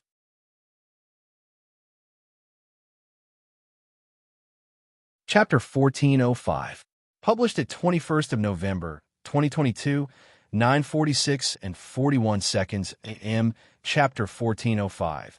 9th floor if audio player doesn't work. Press stop, then play button again. Lionel breathed heavily. His body was still fine, not having suffered any wounds just yet. But anyone who had been watching him battle previously would notice quite a striking difference. You could actually see the skin-tight black fabric that wrapped around him, making his arm sling and useless right arm all the more obvious. Lionel had been right. By the end of the 7th floor, he had run out of flying daggers and needles, making his life a living hell on the 8th. It had taken him almost 10 minutes to clear the whole of the 8th floor, and the 9th floor started off even worse. The beasts from the 5th floor to this point had all been in Tier 1 of the 6th dimension. However, they had all been relatively weak and easier to handle. If Lionel had to describe it, it wasn't quite like what fighting 6th-dimensional experts from the Milky Way would feel like, but it was only barely a step above. The difficulty of these towers obviously wasn't in quality, at least not for this version. It was more so in quantity. Until the ninth floor, that is, Lionel was suddenly faced with a horde of blue-furred, four-armed apes. Runes flickered about their bodies, giving Lionel a sort of stifling feeling, as though no matter how hard he attacked them, he would never be able to break through their defenses. Lionel didn't quite understand where these runes were coming from, if they were similar to his own destruction runes, or something entirely different. But once he stepped in the god path, he would understand what these runes represented, and exactly why it was Konan had said stepping into the sixth dimension would help them all to close the gap between themselves and Lionel's innate node. These were indeed runes similar to Lionel's destruction runes, and they were indeed primed toward defense. And yes, that did mean that Lionel's task had suddenly become another living nightmare. Shit. It would suffice to say that Lionel's record-breaking streak had come to an end. They could all see it, but they could also see the reasons why this was. No one knew the details of this year's true selection, but it had caused a major commotion that resulted in even Void Senate members clashing heads. Just looking at Lionel and Amory, it was clear that the both of them had taken this the hardest. This chapter upload first at NovelBin. Net, if you want to read more chapters, please visit novelnext.com to experience faster update speed. The latest _course are on NOV ELB-IN website. But by contrast, Aina only seemed to shine brighter. Lionel had done the bulk of the work when it came to battling in the Raypack's nest, much to her dissatisfaction, so this was clearly one reason. But the truth was that even if this wasn't the case, simply put, Aina's stamina was quite literally endless. And even if she somehow ran into a wall, she could just snatch stamina from others. When you could tap into your life force and the life force of others whenever you pleased, physical limitations wasn't something you would ever face, at least not when you were in your right mind. The Berserk state that Aina's previously faulty Berserk god lineage factor sent her into was almost always the reason she spiraled out of control and overextended herself. Now that she was healed, that was nothing more than a problem of the past. If she needed to battle for months or even years without rest, she could do so. Lionel was forced into a corner, unable to dodge as a fist half the size of his body crashed right into his chest. Luckily, he managed to activate his bronze runes first, mitigating much of the damage. But this was just yet another stamina drain that he now had to sustain. Blood flew from his lips, his ribs threatening to crack as he was sent barreling away. Maybe the worst part of the situation was that the only reason his ribs had managed to survive was because his right arm was slung across his body, forcing it to take the brunt of the hit. The pain was like a fire lighting in his flesh, and Lionel's mind threatened to go blank for a moment. If not for a timely use of dream sense, it might have really happened. He crashed against the ground, managing to use the momentum to spring up and flip to his feet, his heels still grinding into the ground as he slid backward. There was only one enormous ape left. He was certain that he had already shot well over the 10-minute mark, but he wasn't even aware of a leaderboard to begin with, so these matters were the furthest thing from his mind. I guess that's the only way. Lionel took deep breaths, wiping the blood from his mouth before his aura surged one more time. The images of an enormous red-gold star appeared above his head. He pointed 2 fingers toward the sky, wild spear force forming and concentrating before shooting upward. This chapter upload first at NovelBin. Net visit novelbin.com for the best novel experience. The blue ape had entered a mad charge, barreling toward Lionel on all fours as it lumbered over. In that moment, the concentrated spear force began to swirl about the 3-meter-tall star, quickly forming the tip of a drill that spun faster and faster and faster. Lionel breathed heavily, pushing his universal force to its limits as the ape entered a 10-meter range. His fingers descended from the sky, pointing right at the charging ape. Die! The star shot forward, the golden drill before it acting as a vanguard as it tore through space, appearing before the charging ape in the blink of an eye. The ape rose to its hind legs, its chest expanding and the runes upon it glowing with a fierce light. It roared out, smashing 2 fists toward the rotating drill. Bang, bang, bang. Sparks flew, a stalemate suddenly ensuing for just a moment, until Lionel's spear force finally won out. Laced by his king's might, it tore into the runes of the ape, shredding them to pieces and eventually its entire body. Lionel collapsed to a single knee, his chest heaving, but the environment around him had already begun to shift. The world of black vanished, replaced by a resplendent white. A young man stood in the distance beneath a small tree, his delicate hand reaching up to lightly touch a golden apple. He seemed too handsome for words, as though he shouldn't belong in this world at all. This kid really has terrible luck. How long has it been since one of the spirituals' race has appeared in the Void Tower? Cornelius thought to himself. Important announcement below.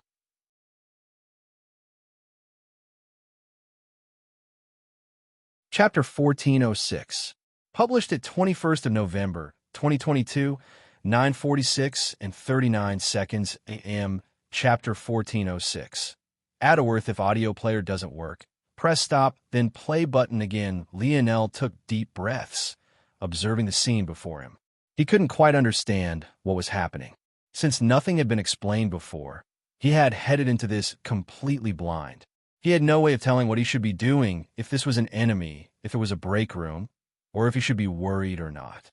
He had no way of communicating with Y-Star Order. Even his innate node, which had been beneath his tongue, couldn't be felt by him any longer, let alone any of his other treasures. If it wasn't for this, Lionel wouldn't have had nearly as many problems using his destruction runes. I guess since this is the 10th floor, it was due for a bit of change. They must treat this a lot like a video game with a boss every 10th floor. But why is this environment so different, and why hasn't this man attacked me yet? Despite his thoughts, Lionel took every second he had to regain his breath. He couldn't do much about the drained state of his mind, but he could at least try to let his healing factor kick in a bit to help with his physical fatigue. At the same time, he circulated his force through his nodes, allowing them to do the work they were meant to, and quickly flood his body with oxygen. Lionel looked around. No needles, no daggers. I used up the last of my javelins on those apes. It seems that all I've got now is myself. Lionel stood. He didn't understand what was going on, but what he did know was that if this was an enemy, their patience wouldn't be nothing more than a detriment to him. He didn't believe that in such a trial, an enemy would be so nonchalant without cause or reason. This individual was definitely benefiting from his inaction somehow, or, at the very least, this was the highest likelihood of what was otherwise a toss-up. Lionel liked to live his life based on probability, so knowing such a thing, he couldn't remain inactive. The moment he stood to his feet, though, the young man seemed to finally notice Lionel's presence. This chapter upload first at NovelBin. Net, if you want to read more chapters, please visit Novel Next. Com to experience faster update speed S is by N Uvelby. The moment their eyes met, Lionel took an explosive step backward, his pupils constricting and his heart nearly leaping out of his chest. Any fatigue he had seemed to be forgotten, allowing adrenaline to rush forward in its place. This is bad. Lionel didn't like his reaction just now at all. Adrenaline sounded nice, but the crash that came on the other side was very much real. It would have been better if he output what remaining stamina he had left in a steady stream, rather than releasing it all in a sudden outburst. However, Lionel couldn't help it. Right then, his hairs had stood on end, and his mind rang with blaring warning signs. He had quite literally felt as though his very soul was about to be pulled out of his body.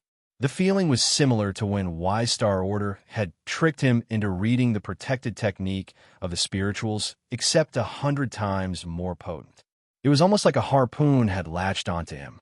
Lionel had not a single clue, just the kind of commotion his actions just now had caused, let alone others. Cornelius finally stood stunned, unable to speak a single word. One of the most cursed objects of the Void Palace was the Void Tower. This was because so much of one's progress during a single run could be decided by good or bad luck, and definitely more especially the latter. There were a few things, though, that went beyond just bad luck. These chance events of the Void Tower were known by the students as drawing dead. It didn't matter what happened, how prepared you were, how good your run-up until that point had been. So long as one of these events occurred, your run would be over. One of these so-called drawing dead events was the appearance of a spiritual as a boss. This chapter upload first at NovelBin. Net, if you want to read more chapters, please visit NovelBin.com to experience faster update speed. The only way to combat a spiritual in real life was to have a soul-protecting treasure on hand. The human domain never did battle with the spirituals without outfitting an entire army with them, and missions were never completed in spiritual territory on the Void battlefield without them either. However, as one might have already guessed, it was impossible to bring treasures into the Void Tower, and the only weapons available in the armory you got to choose from were very simple weapons without any special effects whatsoever. So, what would you do in the face of a spiritual without a soul protection treasure? Well, what else could you do but wait to die? There was nothing else you could do. Some of the Spear factions had already begun to feel sorry for Lionel. After all, even though he didn't know it, they knew well that so long as he cleared this 10th floor on his first run, he would become among the few in Void Palace history to ever be directly admitted as a Galaxy-ranked disciple. However, running into a spiritual after having the bad luck of being given Beast Hordes to begin with, it could only be said that luck was truly not on Lionel's side. According to the usual pattern, so long as you remained unmoving, the spiritual would be too enamored by its precious tree to even bother with you. But the moment you did, it would look at you and your mind would go blank. Game over. And yet, somehow Lionel had risen up, moved, made eye contact, and still managed to explosively retreat, all without losing. How is that possible? Within the crowd, a particular young man stood in silence. His hair was bronzed, his eyes deep and somber. His stature was large, and his shoulders were broad. His presence was sharp as a spear and as sturdy as a mountain. Even now, there was no shortage of looks of admiration and respect being aimed in his way. He was none other than the first Nova, Adderworth Morales. He smiled to himself seeing this scene. Then, he turned on his heels and walked into the distance. The novel will be updated first on this website. Come back and continue reading tomorrow, everyone.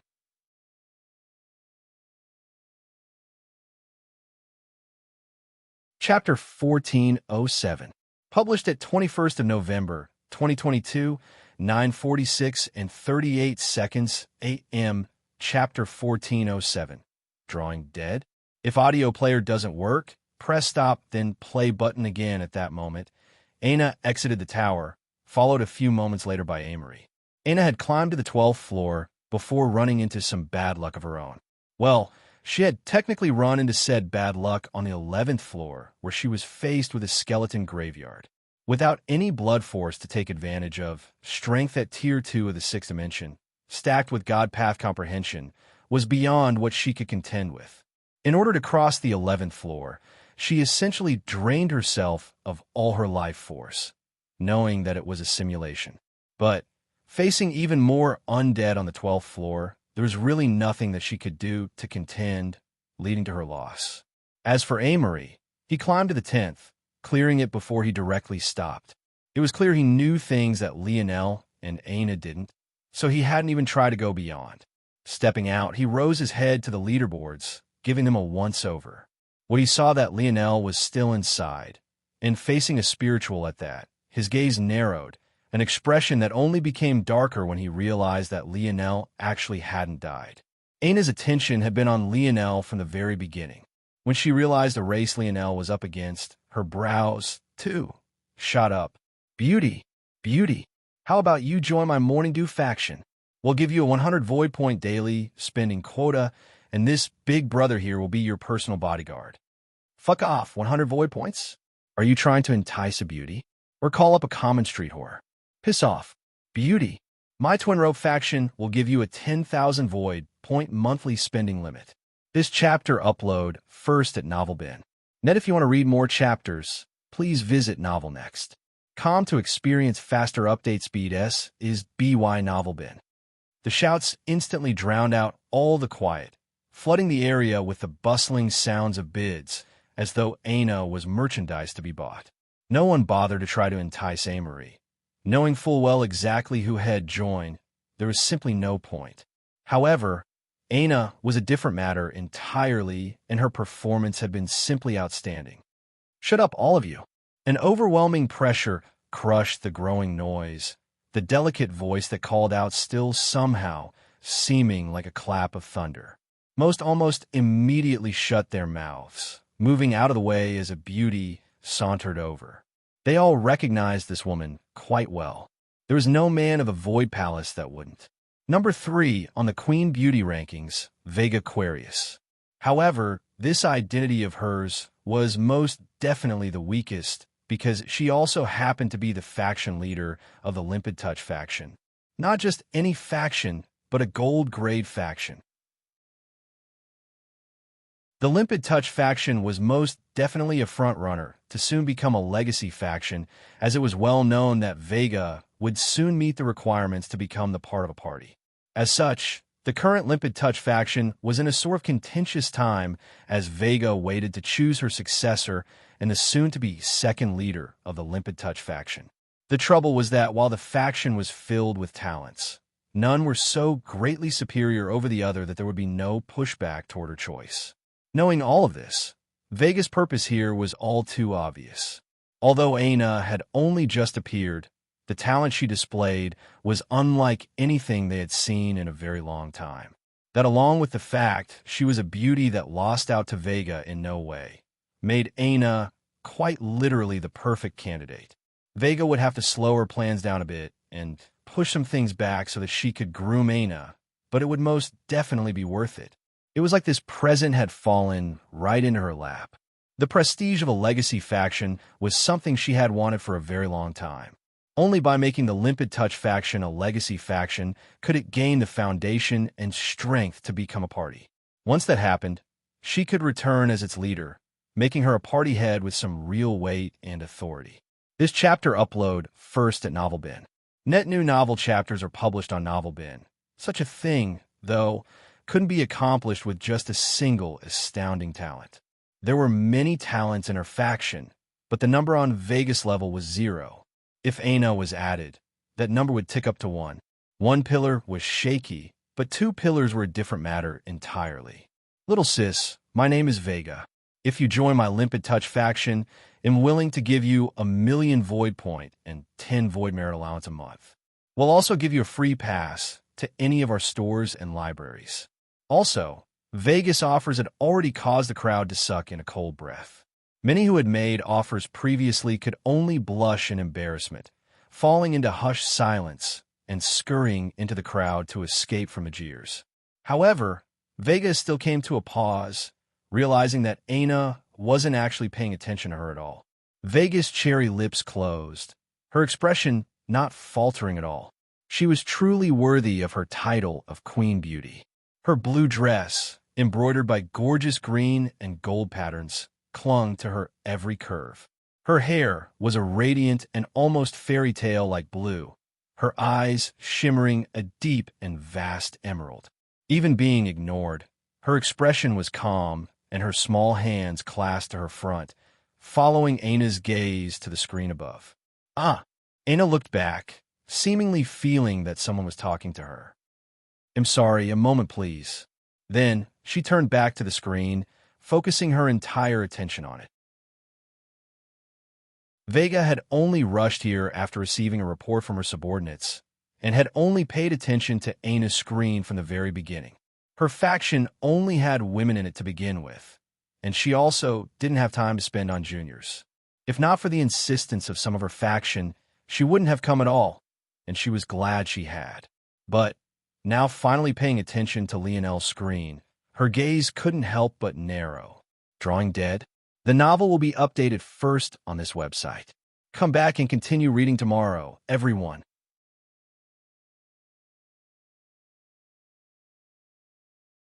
Chapter 1408. Published at 21st of November, 2022, 9:46 and 36 seconds a.m. Chapter 1408. Lake Prison. If audio player doesn't work, press stop then play button again. Lionel stood easily 50 meters away from the spiritual, his brows locked into a deep frown. Is this man a spiritual, then? Or is he a human with an ability to target souls? I don't think I've ever heard of the latter, but I've never seen Aina's ability index in a compendium either. It's possible that this is a uniquely evolved ability. I have seen those before and they can't be documented. Though Lionel thought this, he was more inclined to believe that this man before him was a spiritual. He looked simply too perfect. It reminded Lionel a lot of Wise Star Order's appearance. Souls tended to be extremely pure and more beautiful than the bodies they came from, according to Wise Star Order, anyway. This was because souls could be idealized thanks to their more intangible forms. In addition, a body had to undergo certain abuses a soul never would. For example, nutrition, injury, environment, all of these things could negatively affect the perfection of a body. The soul, though, was protected by its shell of flesh and thus avoided this. Of course, if this man was a spiritual, what Lionel was seeing right now wasn't a soul, but rather the body it had created for itself, a body which, likewise, wasn't subject to the same harsh realities of a human's body. Like Wise Star Order had said, spirituals formed their own bodies after their births. Being able to mold themselves in their own image like this would obviously give birth to the same sort of overdone perfection. Well, I guess my Aina is an exception. If others knew that Lionel had wasted a thought for such a clarification, who knew how they would react? Now that Lionel had calmed, though, he noticed several things. Well, several things outside the fact he was even more tired now than before. The first was that this spiritual wasn't in the sixth dimension at all, they were in the fifth. Lionel had a feeling that if his soul was still in the fifth as well, that attack just now would have most definitely killed him. The gap in skill was almost too much even for the dimensional gap to overcome. The second was that this man seemed to now be frowning a bit, almost as though he was surprised that Lionel was still standing. This chapter upload first at NovelBin. Net, if you want to read more chapters, please visit Novel Next. Com to experience faster update speed S is by N. Uvelby. The third was the tree and especially the golden apple. Lionel hadn't really thought about it before, but why was it here? Was there something important about it? It was then that he felt a subtle sort of connection between the man and it. But almost as soon as he did, it was as though his internal sight had rammed into a steel wall, being rebuffed and knocked flying. Lionel almost subconsciously fell backward, only to realize it was only his mind that had been sent soaring. This Lionel retrieved his internal sight, reining it in and sending it forward again, only for the result to be just the same. And then he tried again, then again. Lionel's gaze narrowed, stepping forward slowly. He closed the distance between himself and the young man.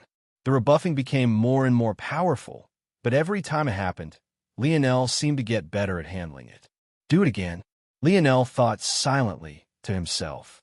What he spoke about wasn't the internal sight sparring at all. He meant something entirely different.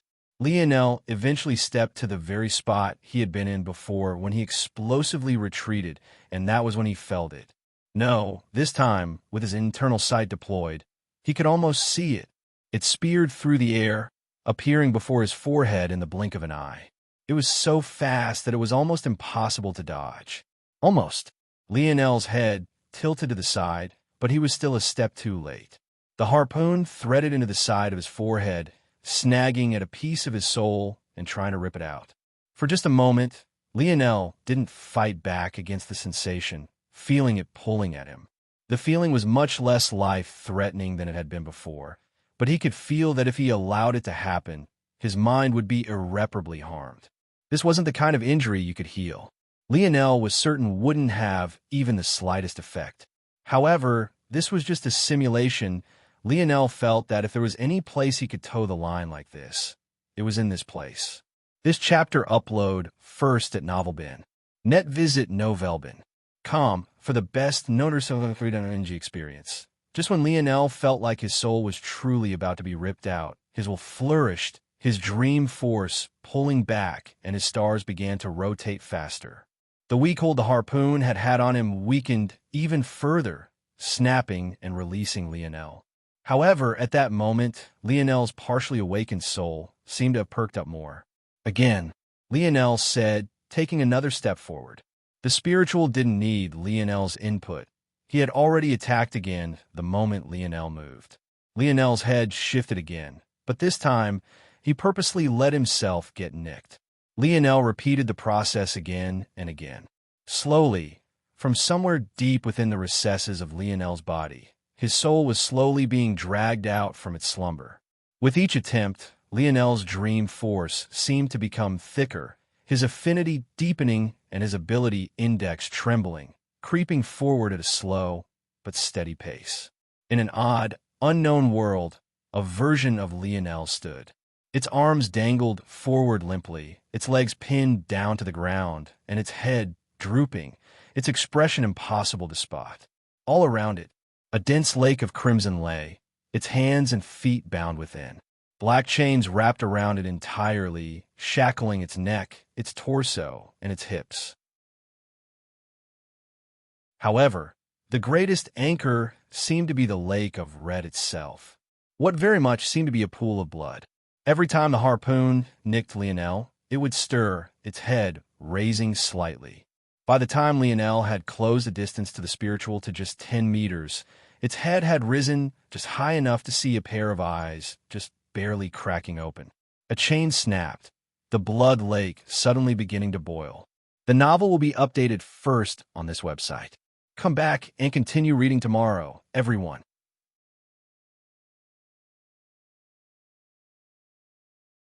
Chapter 1409, published at 23rd of November, 2022, 7:34 and 54 seconds a.m., Chapter 1409.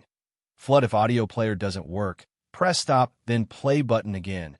Sorry to everyone who saw the earlier 2-day hiatus message. I guess I lied. Lionel's body convulsed, the white of his eyes being taken over by a deep red. Despite this, he felt oddly in control of his body. So much so that it was almost as though adrenaline had been injected right into his heart. Even still, he couldn't feel the needle. Something snapped, and his dream force rolled out in waves, the strength of his internal sight increasing tenfold, and his ability index taking another enormous leap forward. The world slowed, and the complex runes of his Scarlet Star force almost felt simple.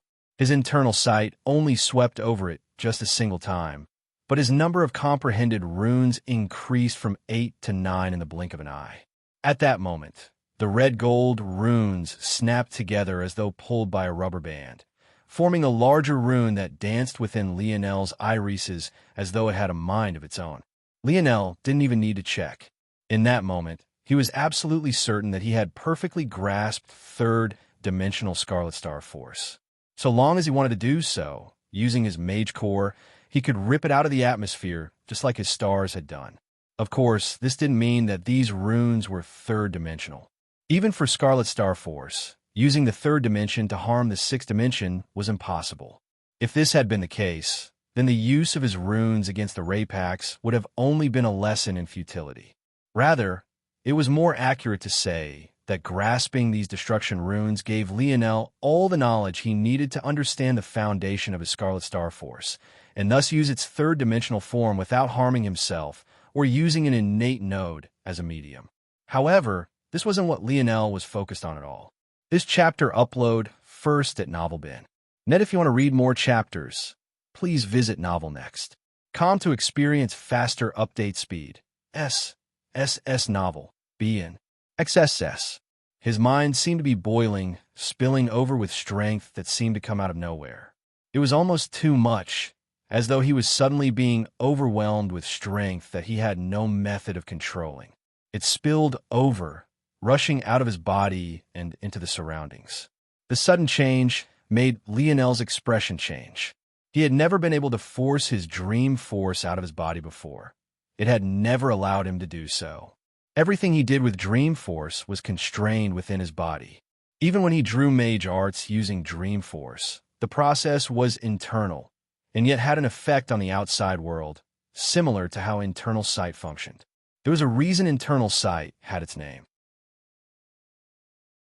Although it could be used to observe the outside world, its roots were internal, and its external influence was a sort of force field of sorts and not truly tangible, at least not in the most obvious of ways. What the hell? Lionel was so focused on himself that he didn't even notice the spiritual sent forward another harpoon. But before it could even get close, it became stuck in a swamp of dream force, before being crushed and twisted as though it had suddenly run into a heavy gravitational environment it didn't have the structural integrity to survive. The spiritual's brows furrowed, its gaze flickering with a hint of fear and apprehension. It wanted to retreat, feeling that Lionel was a danger, but every time it thought of doing so, it looked toward its tree and then back at Lionel before turning back to the tree. The truth was that spirituals paid a price for their oneness with nature.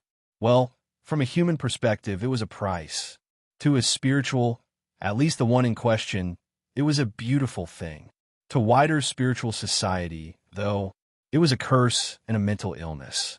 Just as easily as a spiritual could fall in love with another member of their species, it was just as likely for them to fall in love with a beast or, in this case, a tree. Things wouldn't be so bad if the target of their affection could move, but in this case it couldn't. Well, the spiritual might refuse to move from a singular location all their lives. In practice, this was actually quite rare. Most spirituals would never end up feeling this sort of connection, and still some others, even upon feeling it, would choose to sever it entirely to maintain their freedom. However, the trouble was that in taking the latter approach, said spiritual would lose much of their oneness with nature, and thus their affinity upon making such a choice. This chapter upload first at NovelBin. Net the source of this content is novelbin.com, likely in order to make this boss fight more fair. The spawned spiritual was anchored to a tree it was in love with. It was almost like an Easter egg, an opportunity for easy victory.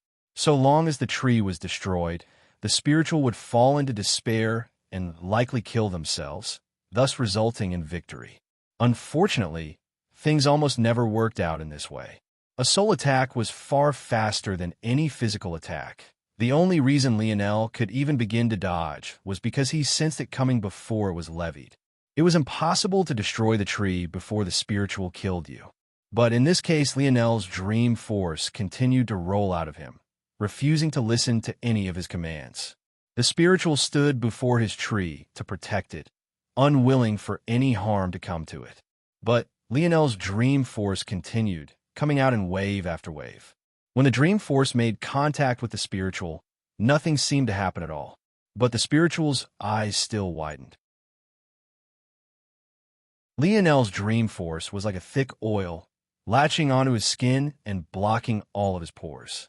Even when the spiritual tried to project his soul out again to attack Lionel and stop this madness, he found that his soul rebounded against its skin, being locked into his body. Lionel continued to stand in silence, his mind still clear as he focused on trying to take control of himself again. He couldn't decide whether what was happening was a good or bad thing. What was happening to him exactly?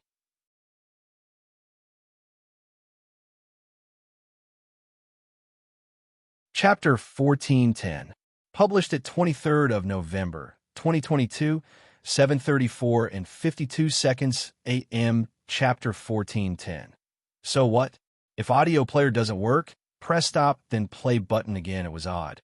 Dream Force was meant to be one of the most dangerous forces in all of existence. As the arbiter of consciousness, having it in too large a supply was always a bad thing, as those who didn't have high affinity for it would find the line between fiction and reality blurred, a lot like what a schizophrenic would experience. Dream Force carried with it the power of perception, and fundamentally, perception was often reality. If someone had a dream about being invincible, they would wake up and this feeling would be gone. In addition, they would then be able to pick out all the oddities in the dream that should have made it obvious to them that it was one. However, if the dream force was cranked up, suddenly the line wouldn't be so obvious. The dream would become too real, too tangible. Then you'd suddenly have a person jumping out of a building as a mere mortal in the real world because they got it in their heads that they were invincible. The effects went beyond dreams as well. Just things as simple as thoughts, inclinations, biases, etc. could easily become too real to ignore. Suddenly, An opinion would become objective fact.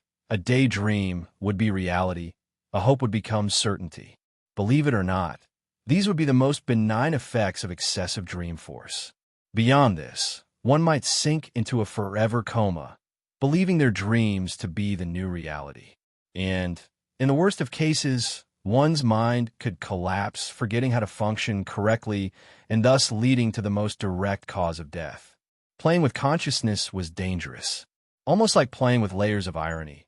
Eventually, if you went deep enough, you would lose the ability to tell where the joke started and where it ended. However, somehow, despite all these dangers, the spiritual was fine. This chapter upload first at NovelBin. Net, if you want to read more chapters, please visit NovelNext.com to experience faster update speed. Visit NovelBin.com for the best energy experience. It was like Lionel's dream force was in a benign state. Despite being able to come out his body now, he still wasn't able to use it to attack people or harm them. Lionel had known that his ability limited him in this way for a long time. In fact, even Lionel, who had reached Tier 5 and could project his dream force outward, couldn't use it to harm others directly either. He could only mold his dream force to shape reality and use said changes to attack his enemies. However, Lionel couldn't do that. Not to mention the fact he was fairly certain he hadn't been born a savant due to the existence of his lineage factors and his innate node. Right this moment, he still couldn't even begin to control this dream force. How was he supposed to manipulate reality if he couldn't even stop it from flowing outward? I need to change my approach, do something different. Lionel began to make a scan of his body, going through every vital sign and checking for any stages. But before he could even get halfway through the analysis, he froze. Whenever Lionel wanted to do in-depth analysis, he would always enter his dream world. Everything flowed faster there, and he was in control of every single variable. His models were vivid, his mind seemed to work at twice the pace, and it was easy to visualize everything. But never had his thoughts appeared in the real world like this. Lionel stood, stunned, a perfect replica of himself standing right in front of him.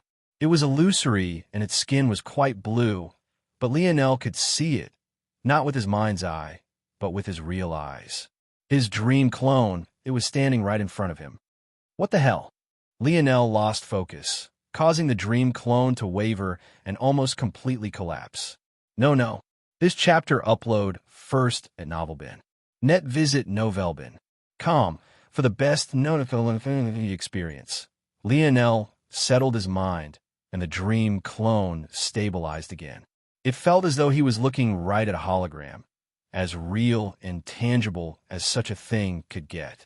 He stretched out a hand, but his hand passed right through it, just like it would in his dream world. Lionel was baffled. His expression kept changing, trying to understand what this sort of change meant. Had his ability index evolved? Could he make illusions now? Warp reality? No, that didn't seem to be the case. Even when he tried to make himself more tangible than just a blue hologram, it didn't go very far. Even a toddler wouldn't be fooled by this image. In addition, if he couldn't even make an illusion, warping reality was an even further away pipe dream. This was very clearly something else entirely. If he had to describe it, it was like his dream world had suddenly manifested into reality. He could do everything he had been able to do in there, or here now. But so what? Lionel couldn't think of what use such an ability could have. If he really applied it, he could probably become one of the greatest teachers or professors to ever exist, and he would be pretty good at relaying his thoughts precisely and with ease. But all of this felt a bit hollow. Maybe there was something more, something greater on the other side? If only he could just retract his dream force. So long as he could do that, he could try to get the spiritual to work with him again, pulling out more of his soul. Lionel was certain that the result of this change was related to the changes to his soul, so he just had to try to replicate it to the best of his abilities. What Lionel didn't know, though, was that he'd been frozen in place ever since those chains snapped. Everything that he had imagined himself and his environment doing, from the movement of the spiritual to the flood of his dream force, to the appearance of his dream clone, and even down to the movement of his hand through its hologram, had never happened at all. The novel will be updated first on this website. Come back and continue reading tomorrow, everyone.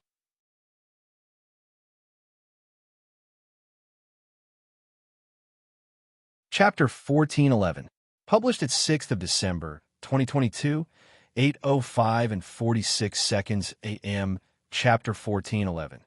Perfectly if audio player doesn't work, press stop, then play button again. Despite the fact he had concluded that the ability was useless, Lionel was still fascinated by the feeling.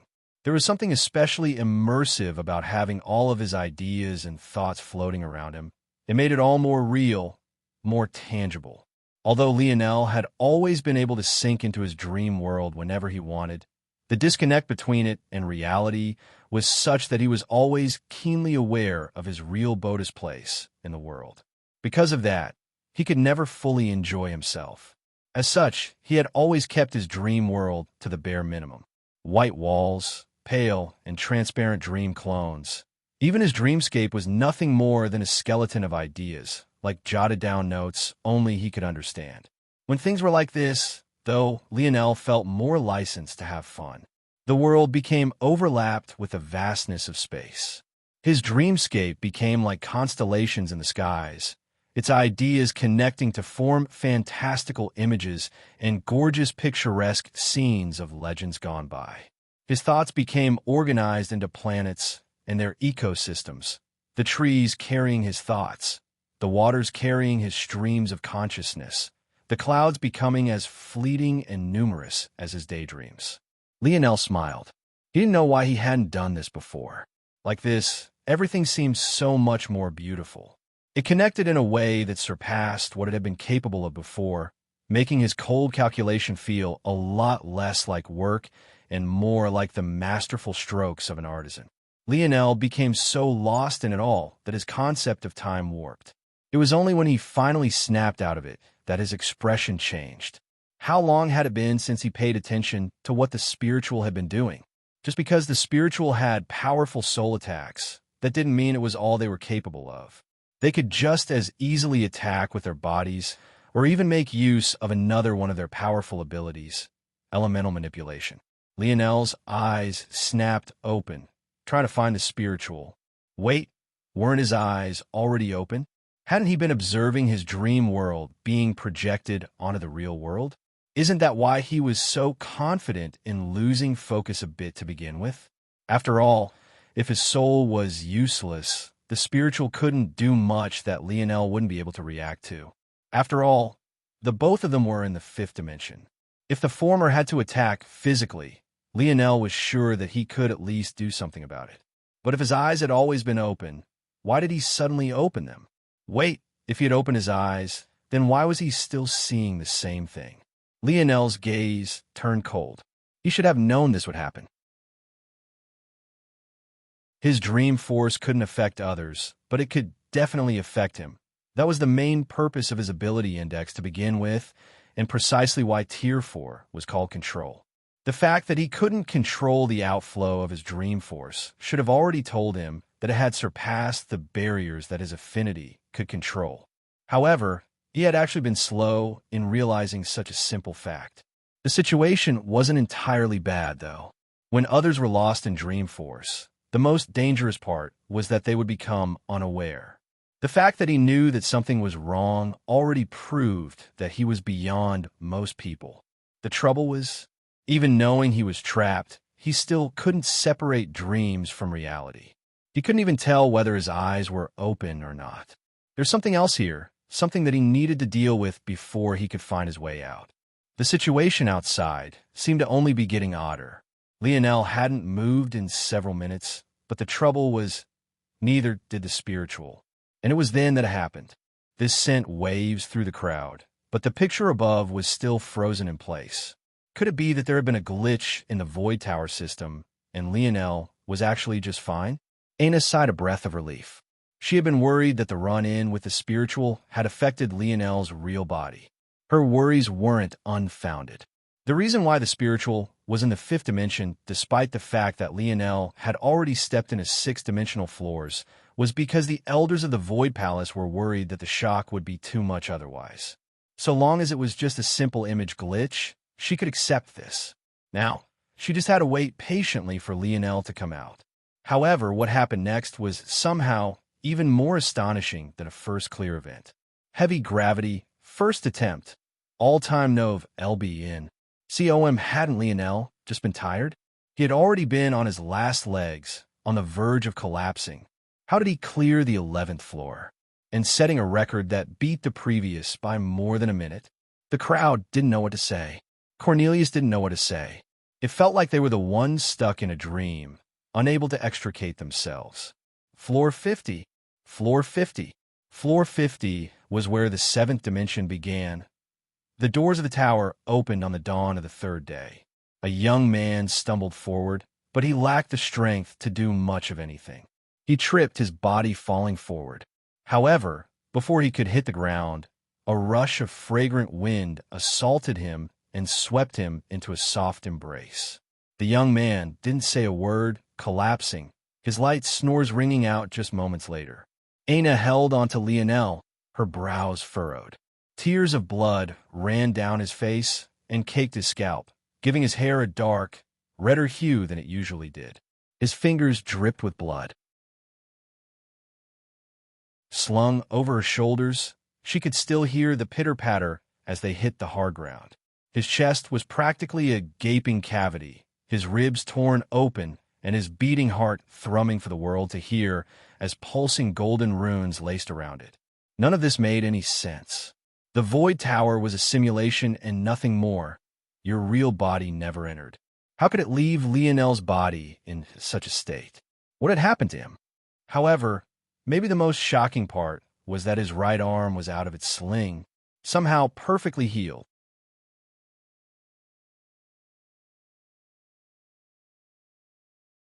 Chapter 1412, published at 6th of December, 2022, 8:05 and 45 seconds a.m. Chapter 1412, L. If audio player doesn't work, press stop, then play button again. Aina brought out her axe, allowing it to hover in the air so that she could lay Lionel across its large blades. Although she could carry Lionel herself, because he was so much larger than her, she was worried about injuring him further than he already was by forcing him into an awkward position. As things stood, this was the best option. Aina turned back, somewhat frantically, feeling that Lionel's breath was far too weak, and it seemed to only be getting weaker. She didn't understand how things had ended up like this, but it simply didn't matter until Lionel was at least stabilized first. Do you know where I can get him help? Vega had ended up staying here the entire time. But the more she saw how attached to Lionel Aina already was, the more she felt that her dreams of claiming Aina for herself were slipping away further. At least not by any ethical means. Treatment isn't free, Vega replied. She wasn't wrong. Nothing in the Void Palace was free. There was a reason why the envoys sent to oversee the selection on planet Luxnix had been so eager. The time they spent, despite it technically being for work, was basically a vacation for them. The Void Palace was practically hell on earth for its students. There was nothing that didn't cost, and no small number of promising young talents had fallen because they couldn't afford medical treatment. Of course, the most talented of these promising youths usually had other backers to rely on. But for Aina and Lionel, who had only just arrived, despite their talent, this spelled trouble. If an organization wanted to take advantage of their current weakness at this moment, it would almost be too easy. Luckily, there was a silver lining, and that would be competition. With their talent, it was likely that many would want them. Although no one understood what had happened to Lionel, they had at least watched his performance on the first 9 floors, and that much was enough.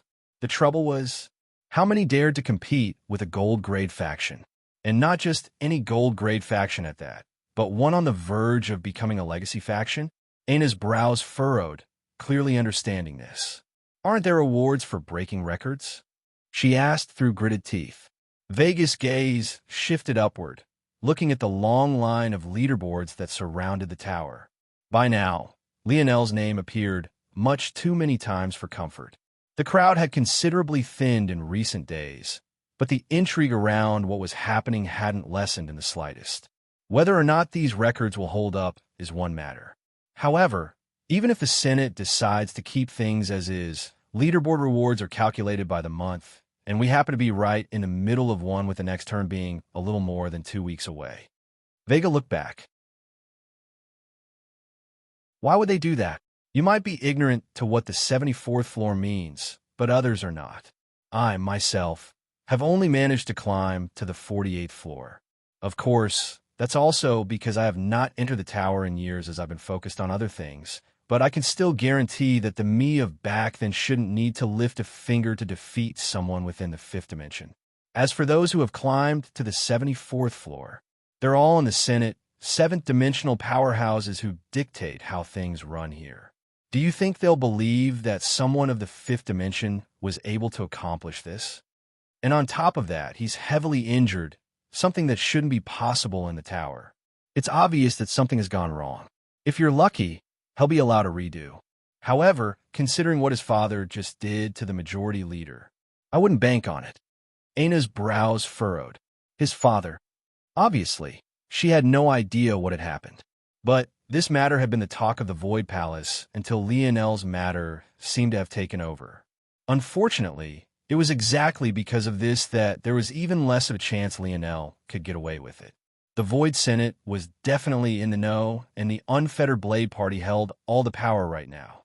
It was already a dark enough time for spearmen in the Void Palace. As for Lionel, well, it didn't take a genius to understand that it might very well be worse. Vega didn't explain, instead choosing to talk about something else entirely. I won't take advantage of you, but I also want help you for free. I have no obligation to. It's simple, really. All you have to do is join my faction. The benefits I listed before will be the same, and I can also guarantee that once I enter the Void Senate, you will take my place and control the faction. And 0VL next. Koamina's brows furrowed deeper.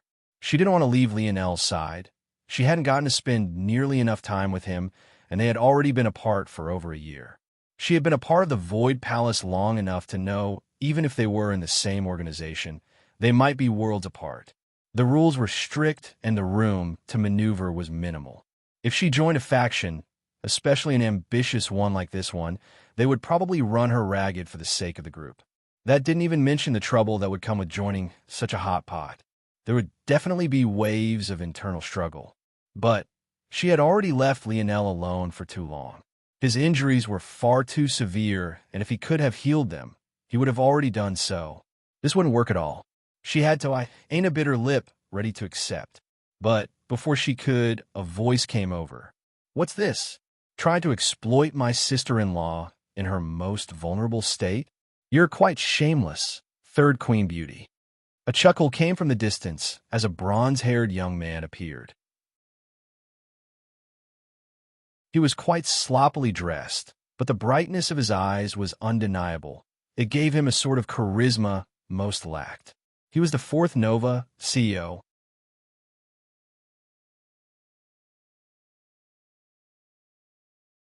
Chapter 1413. Published at 6th of December, 2022, 8:05 and 44 seconds a.m. Chapter 1413. What arrest if audio player doesn't work? Press stop, then play button again. CO was the very same Nova Orin and Zavnik had spoken about during their earlier conversations. He had gotten into the stalwart polearm party a step later than First Nova, leaving him fighting for its scraps. But despite his supposedly desperate situation, one definitely couldn't tell by his demeanor that anything was wrong. His robes were in disorder, his hair was messy, but he still looked well rested and sharp. If anything, he was just too lazy to groom himself any better than he already had. Vegas' eyes narrowed, looking back towards CO with a sharp look. AI, don't look at me like that. I scare easily. Are you interfering with my business? Have you forgotten the lesson I taught you last time? Vegas' gaze turned dangerous, her hair rippling about. She had already wasted several days here, and she was close to getting what she wanted. But now it felt like someone was snatching food she was just about to bite down on away. CO sighed and shook his head. These are simply the lumps a romantic like me must take in pursuing love. I dared to bare my heart, and I suffered for it. As a man, I can only respect your decision and move on, but why must you dig up my scars like so? Vega lost her patience, suddenly striking out with a palm. CO didn't have a chance at all to dodge, facing the full brunt of it crashing into his chest. Clang! Oof! CO stumbled several steps backward, coughing. Bronze runes flickered across his body. It was clear that while he had been slow to react in action, his runes still activated on instinct. CO beat a fist against his chest, wheezing a bit. Good hit. Definitely solid. 8 out of 10. He raised up a thumb, giving Vega a sign for a job well done. It wasn't very surprising that Vega was actually much stronger than CO. The trouble was that CO was a bit shameless.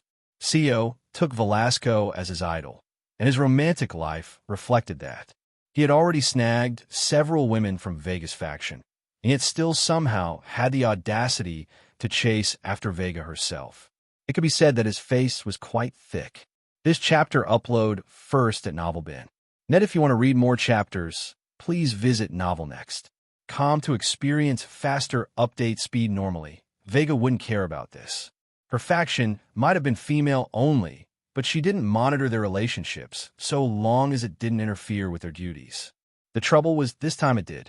In fact, it could be said that about 20% of the strain of her faction currently was caused by this man here. CO had managed to woo 2 of her 7 Valkyries, and they also happened to be 2 of the 3 or 4 most likely to succeed her.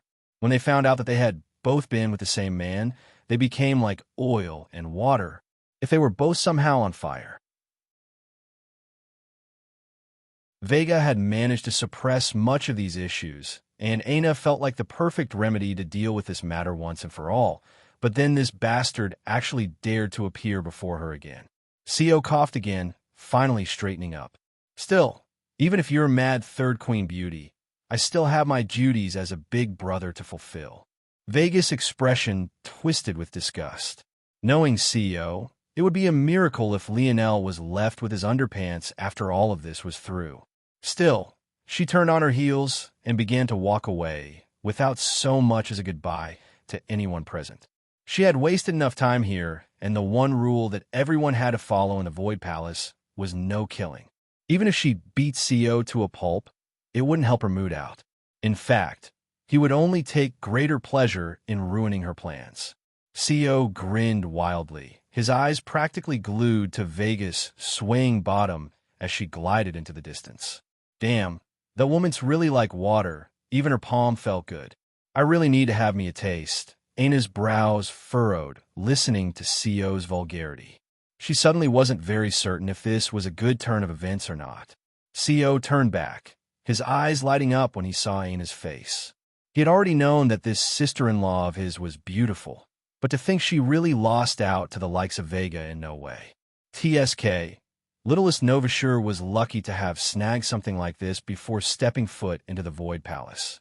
Where was the justice? This gaze, though, only made Aina's frown deepen. If not for the fact CO had already become her last hope, she would have long since turned and left. CO chuckled. No need to act like this. I'm greedy and lustful, but I never touch the women of my brothers. However, I will take their money. I'll pay for littlest Nova's treatment. But the interest, well, let's just say that the interest won't be small. CO grinned, his smile both devilishly handsome and demonic. Many dispersed and left the traffic around the Void Tower about normal for what it usually would be.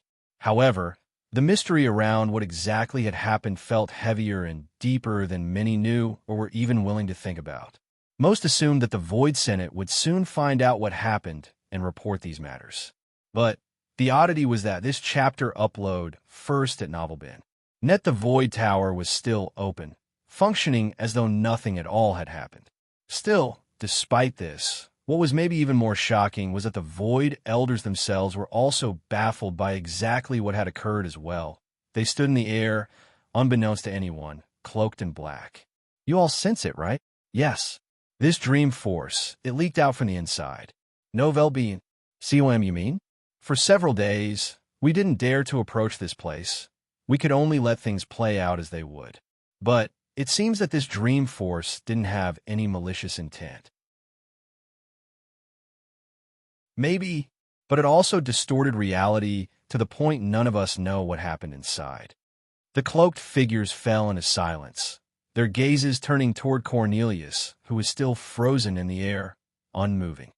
Cornelius might have an inkling of what happened as he was in range. Yes, but he's currently stuck in a dream loop. It will take him several months to pull himself out. Time might also not be the only price he pays.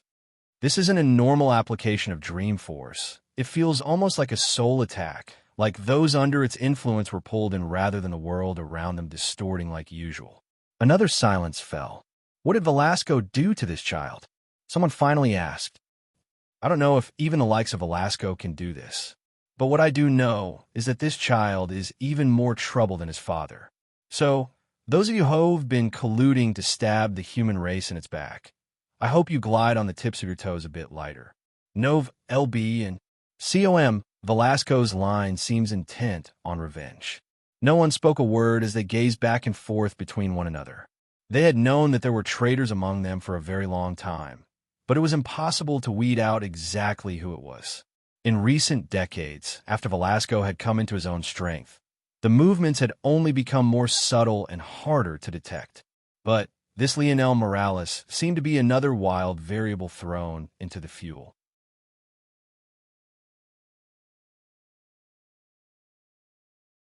Chapter 1414, published at 6th of December, 2022, 8:05 and 42 seconds a.m. Chapter 1414.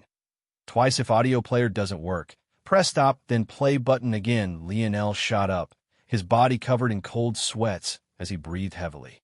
When a normal person hyperventilated, maybe the worst thing that would happen was lighthead and some noise. However, when someone like Lionel did so, it was like the entire room had become infused with a raging tornado. Winds whipped into the surroundings, crashing against the walls and sending whatever was light enough to not remain anchored down spiraling into the surroundings. It took Lionel several moments before he realized he was no longer stuck, but the fear made his heart thrum. He couldn't be sure, was this really the real world? Lionel looked down, finding Aina sleeping soundly on his lap. Even through all the commotion, she remained in a deep sleep. She sat in a chair by Lionel's side, leaning forward to rest her cheek on him. There was definitely more than enough room in bed for her to sleep by his side, but she must have been worried about him not healing properly. Seeing her sleeping so peacefully helped Lionel's heart rate to calm considerably. Bit by bit, his heavy breathing slowed and returned to a normal cadence. And 0VL next. Coem, what happened to me? Lionel's brows furrowed.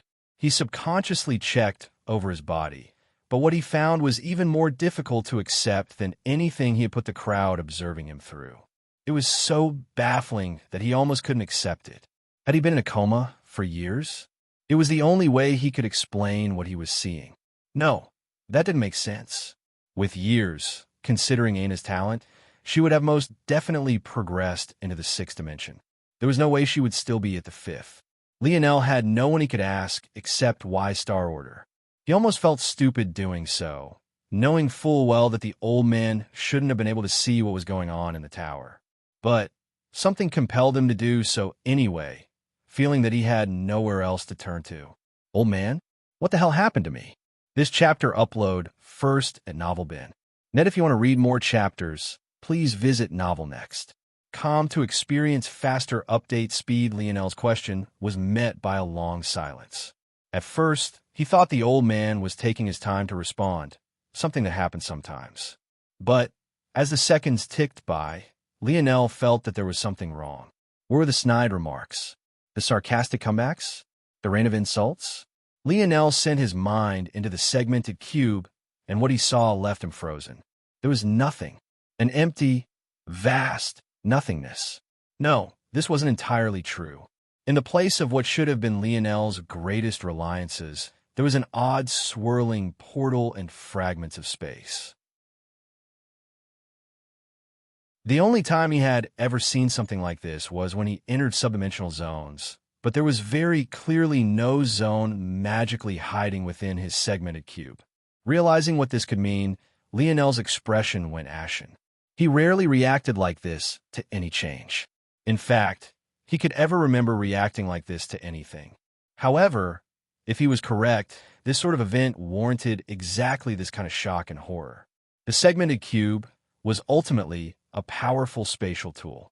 If the inside of it looks like this, then the only explanation was that the inner space of the segmented cube collapsed, taking with it everything that had been within. The bronze and silver tablet, the cleansing waters, the tentacle womb, Wise Star Order, the two savants, and Little Black Star. Novel Ben Lionel's heart seized, his jaw clenching tight. He didn't want to believe it, but he didn't have any other explanation. The resources he could accept the loss of. He had no idea what happened, but things were ultimately things. He could even accept the loss of Wise Star Order. Though the old man had been useful, Lionel had already lost count of the number of times he had tried to kill him. Even the tentacle womb and the golden scaled koi fish, he could get over it. However, Little Black Star, Candle and Vice, that he could not accept. Lionel's gaze flashed with red, his teeth clenching so hard the blood dripped down from their crevices. What happened? What happened? What happened to him? This chapter upload first at NovelBin. Net Lionel balled his fists, trying to calm himself down, but he found it hard to do so. There had to be a way to reverse this, a way to turn it back around. The segmented cube was the heirloom of the Morales family. How could it possibly collapse so easily? How could something like this happen? No, there has to be a way. I don't believe it. Lionel wouldn't accept that this could just happen. Little Black Star had been injured, but Lionel had always been keeping up with him. Thanks to Lionel killing the Shadow Sovereign, the little guy had been able to absorb another shadow world into himself, strengthening him and helping him to heal faster. By the time Lionel had entered the Void Tower, Little Black Star had already recovered to easily 90% and was prepared to surpass his former self. This was all to say that, given his abilities, the one most likely to survive the collapse of a spatial device was most definitely the Little Mink.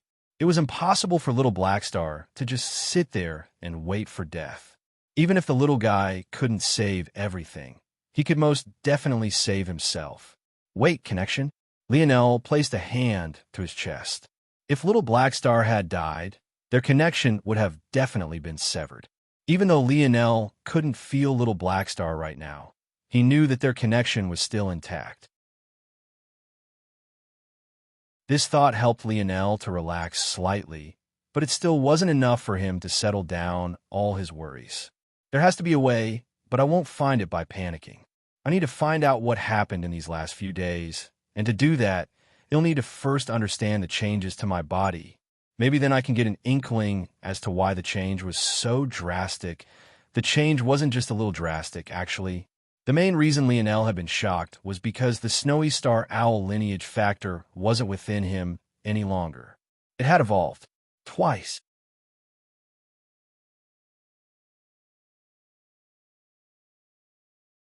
Chapter 1415. Published at 6th of December, 2022, 8:05 and 41 seconds a.m. Chapter 1415. Awakenings if audio player doesn't work. Press stop, then play button again somehow. Without his control or consent, Lionel's Snowy Star Owl lineage factor had become the Starry-tailed Fox lineage factor. Not only that, but it had completed all of its awakening completely. Just the base strength Lionel's body right now was beyond anything he had ever felt before. It was as thought his body had been injected with steroids. The Starry-tailed Fox had 3 branches as well. The Speed branch, the Healing branch, and the Wisdom Spirit branch. Wise Star Order had never been able to explain to Lionel exactly what Wisdom Spirit branch meant, but experiencing it now, Lionel felt like he was almost walking on clouds. To the Snowy Star Owl, the Wisdom branch was simple. It only represented the mind and its dimension in addition to the senses. Each awakening either increased the strength of the mind or the eyes. In combination, they became the greatest embodiment of the Snowy Star Owl's sensory capabilities. The Wisdom Spirit branch, though, went beyond just senses. Or at least it went beyond senses in just its normal and rawest form. It also happened to extend to senses of the spirit, or, in other words, the very same sort of oneness with their surroundings that spirituals felt if Lionel was any other person rising to the fourth awakening of the wisdom spirit branch. His light and star elemental affinity would skyrocket to realms beyond words. He would gain the ability to control atmospheric light and star elemental forces as though he was breathing. And he would also find that increasing his strength through the use of light and star elemental forces had become vastly easier. These benefits didn't bother to mention other miscellaneous matters, such as better control over the light and star elements as well, along with many other related matters. Unfortunately, a seventh-dimensional lineage factor, even one that sat at the pinnacle of the world, wasn't enough to grant Lionel any of these benefits because, quite frankly, he already had them. The starry-tailed fox wasn't strong enough to outclass an innate node like Lionel's, especially not when it was so outrageously large to begin with. However, this didn't mean that Lionel had gained nothing from the four awakenings. Firstly, his mind had climbed to the pinnacle of the sixth dimension. It would have entered the seventh. However, his Bodhist limitations had stopped it from growing any further. Even with all of said limitations, Lionel's split minds could only be counted on orders of hundreds of millions now. Secondly, and maybe Lionel's favorite benefit, Lionel could use light and star elemental force to replenish his tired mind. He didn't have to sleep if he didn't want to, but this wouldn't be what Lionel used it for. Instead, he was more interested in the fact that the state of fatigue his mind had reached before would be much harder for him to hit now, even if he was using his destruction runes. The third benefit was related to the third and fourth awakenings of the Wisdom Branch. The first two awakenings elevated Lionel's mind to what should have been the pinnacle of the seventh dimension and gave him the gaze of the starry-tailed fox.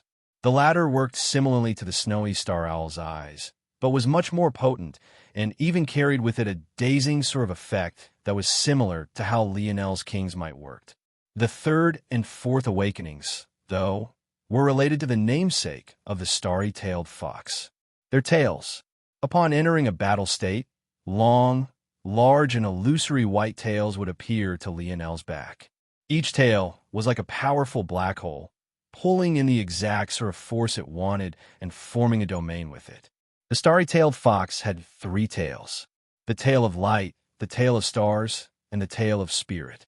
With them, Lionel could form a starry light domain, a starry star domain, and a starry spirit domain. From what Lionel could tell, the starry light domain was both defensive and evasive, working in tandem with the speed branch. The starry star domain was defensive and worked well to control a battlefield, especially if there were many enemies. The starry spirit domain was a sensory domain that elevated beyond internal sight. In addition, it also worked similarly to a spiritual medium, forming the illusory tail as its core. There were many things Lionel could think of using it for if he combined its effects with his mage core. The healing branch raised what Lionel had experienced with the snowy star owl to a completely different level. The first awakening granted his instantaneous recovery once again, but the potency was beyond imagining. Lionel had a feeling that this had to be what had healed his right hand, even though he couldn't remember using it. The second awakening granted him his passive healing factor, something that when stacked with a fully awakened wisdom spirit branch would hardly allow him to get nicked without instantly healing. Though, this reality only made the fact that he had been so heavily injured to begin with even more baffling. The third awakening granted him access to the starry-tailed fox's bestial transformation. Though he had never seen it, he could probably guess what it would look like. And 0VL next. Koem finally, the fourth awakening amplified everything to its extreme, allowing him the ability to once again use instantaneous recovery once a day. As for the final speed branch, Lionel had grown numb enough to not continuously feel shock, but he could already feel that his speed was mind-numbing. The final awakening of the speed branch, when fused with the starry light domain, practically gave Lionel instantaneous teleportation abilities. Matched with his mind, so long as his stamina kept up, Lionel truly couldn't see how anyone below the sixth dimension could last a few rounds against him. Well, maybe aside from this masochist girlfriend of his. After going through all of this, Lionel managed to calm his heart a bit. But as fast as his mind was now, it was only a matter of time before he stumbled into a new problem. One heirloom seemed to be completely ruined. So what about this other? Lionel slowly turned his attention to the spear domain ring, his heart trying to beat out of his chest. He had hardly sent his mind toward it when his pupils constricted.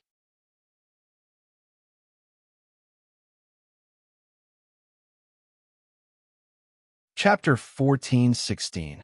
Published at 6th of December, 2022, 8:05 and 39 seconds AM. Chapter 1416. Spatial destruction if audio player doesn't work. Press stop, then play button. Again, the spear domain ring looked as though a hurricane had rampaged through it. Spear peaks had been flattened. Spears that managed to survive the carnage had been ripped out of the ground and wildly strewn about. And it might have been a figment of Lionel's imagination. But it also felt like the rumbling storm above was also far more violent than it ever had been before, as though the entire domain had been provoked. Arcs of thick black lightning continuously rained down the tallest peak in the distance. The scene half left Lionel in a trance where he couldn't take his eyes off of the magnificence. And another half of him felt as though the lightning was crashing into his mind, threatening to tear him apart piece by piece. This scene made Lionel realize that what happened to his segmented cube couldn't have possibly been a coincidence. Whatever happened while he was out happened to both.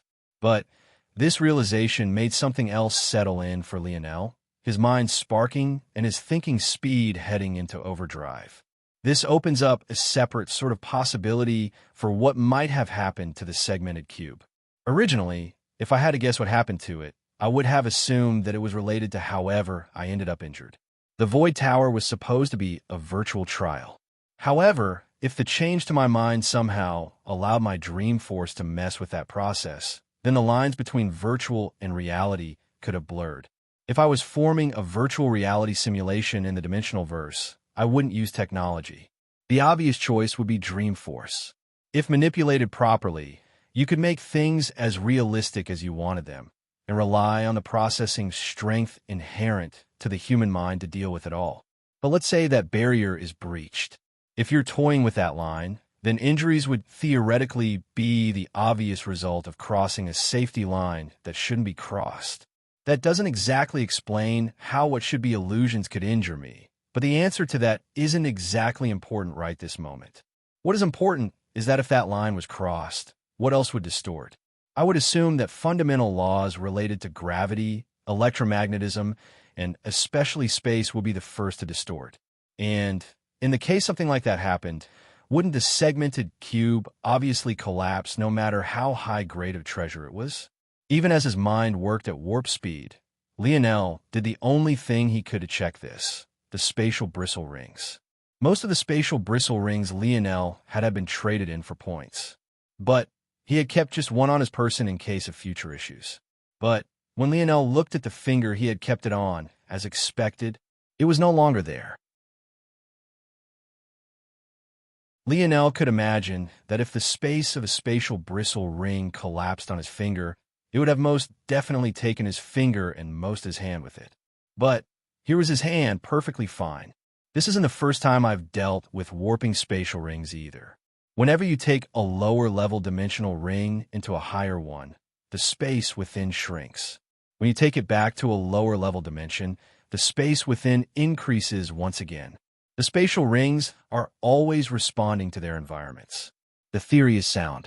But that is just the first step. The next logical step is how? I didn't think about this earlier because I let my emotions get the best of me, but any collapsing space is not some quiet event. The casing around it would definitely suffer as well. But why is it that the segmented cube is still perfectly shaved into a jigsaw-like finger glove? The only explanation is that someone or something stabilized it and protected it. There is only one thing that Lionel could think of that could possibly do this. The image of an illusory little girl came to mind. Novel top one. Or if the segmented cube had an AI of sorts protecting it. What would that AI decide to do in the case that Lionel's actions placed it and everything it protected in danger? The obvious course of action would be evasive maneuvers. Now, the question was, how could he get it to come back? One problem at a time. Lionel's gaze narrowed, turning his attention back to the spear domain ring. It was clear that whatever hardship the segmented cube had been forced into, so too had the spear domain gone through. But rather than the spear domain folding or running, it fought back and eventually managed to stabilize its space. The result of that, though, was a far more volatile and dangerous world, not to mention the destruction of many spears. The good news was that many of these spears would be able to heal themselves in time. However, the bad news was far heavier. For one, the difficulty of crossing through the spear domain had increased far more than 1,000-fold. Lionel had been standing within the black-grayed region of the ring just now, and yet he still felt like his mind was about to collapse. Usually, he appeared in the last place he had left, but seemingly sensing his weakness and protecting him, the spear domain had shuffled him all the way back. Secondly, due to this change, Lionel lost access to even the quasi-bronze spears he had been fond of. This wasn't because they were being repaired, as some had still managed to survive. It was because he quite literally could not reach them. Lionel had gone from being able to enter the silver-grayed region to not even being able to freely walk throughout the black-grayed region. Let alone calling out his quasi-gold spear, he would be hard-pressed to claim a black-grayed spear from the ones around him. It felt like he was right back to square one, standing at the same place he had been when he hadn't even completed his nodes yet.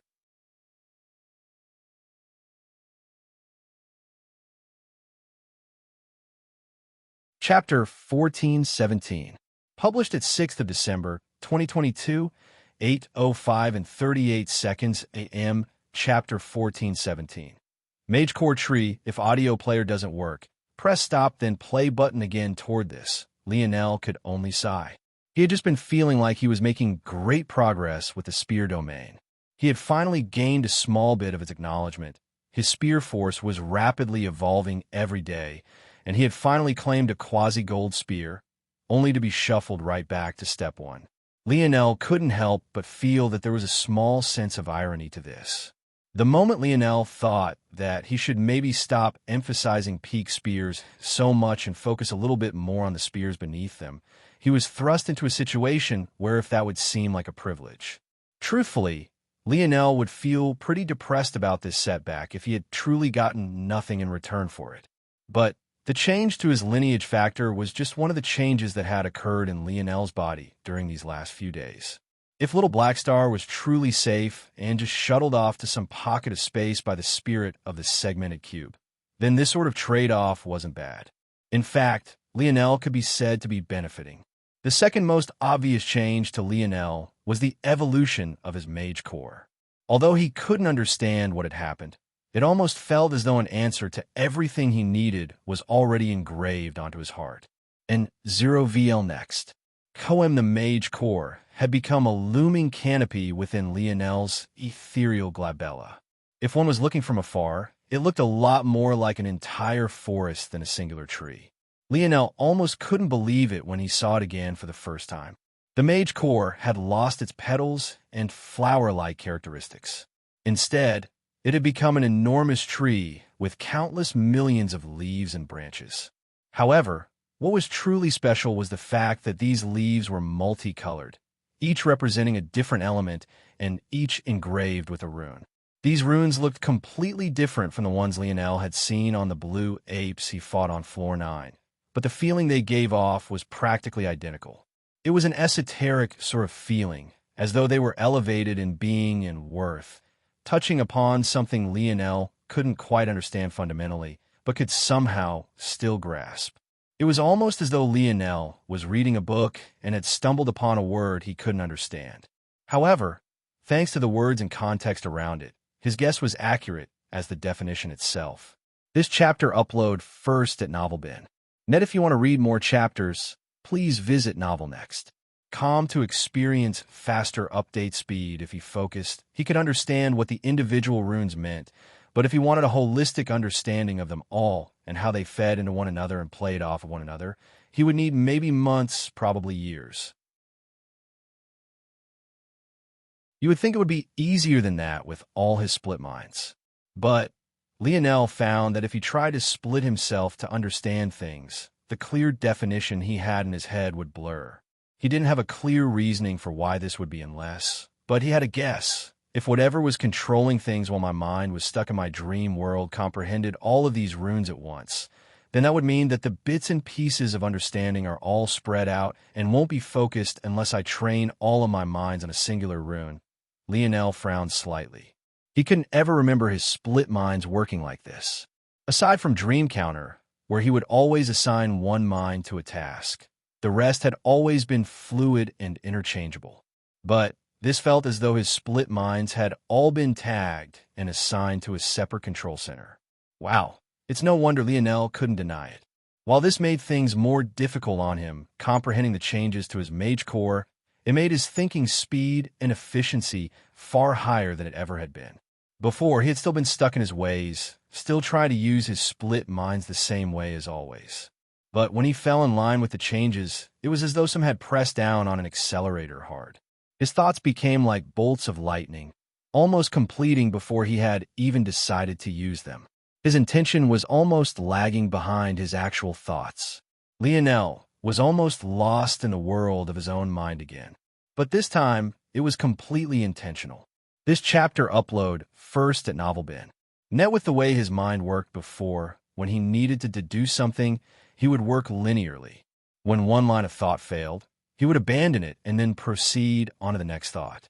However, with how it worked now, he could simultaneously think through every possibility and even have them ranked by probability and likelihood before his former self could even switch to a new line of thought.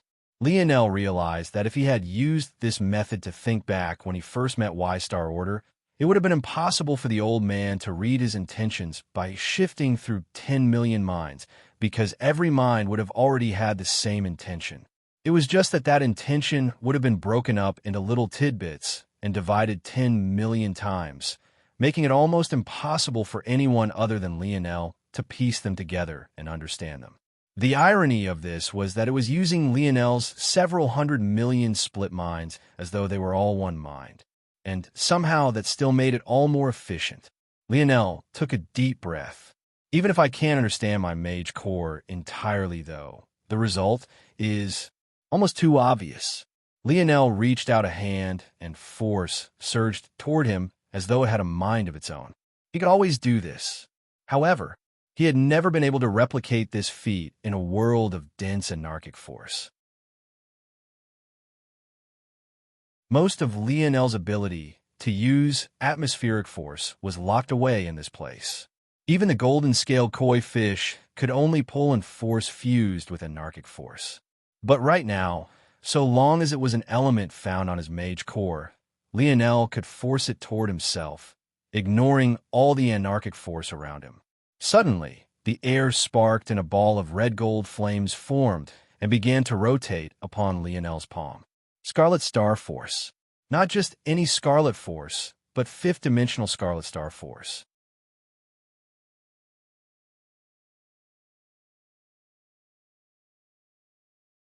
Chapter 1418.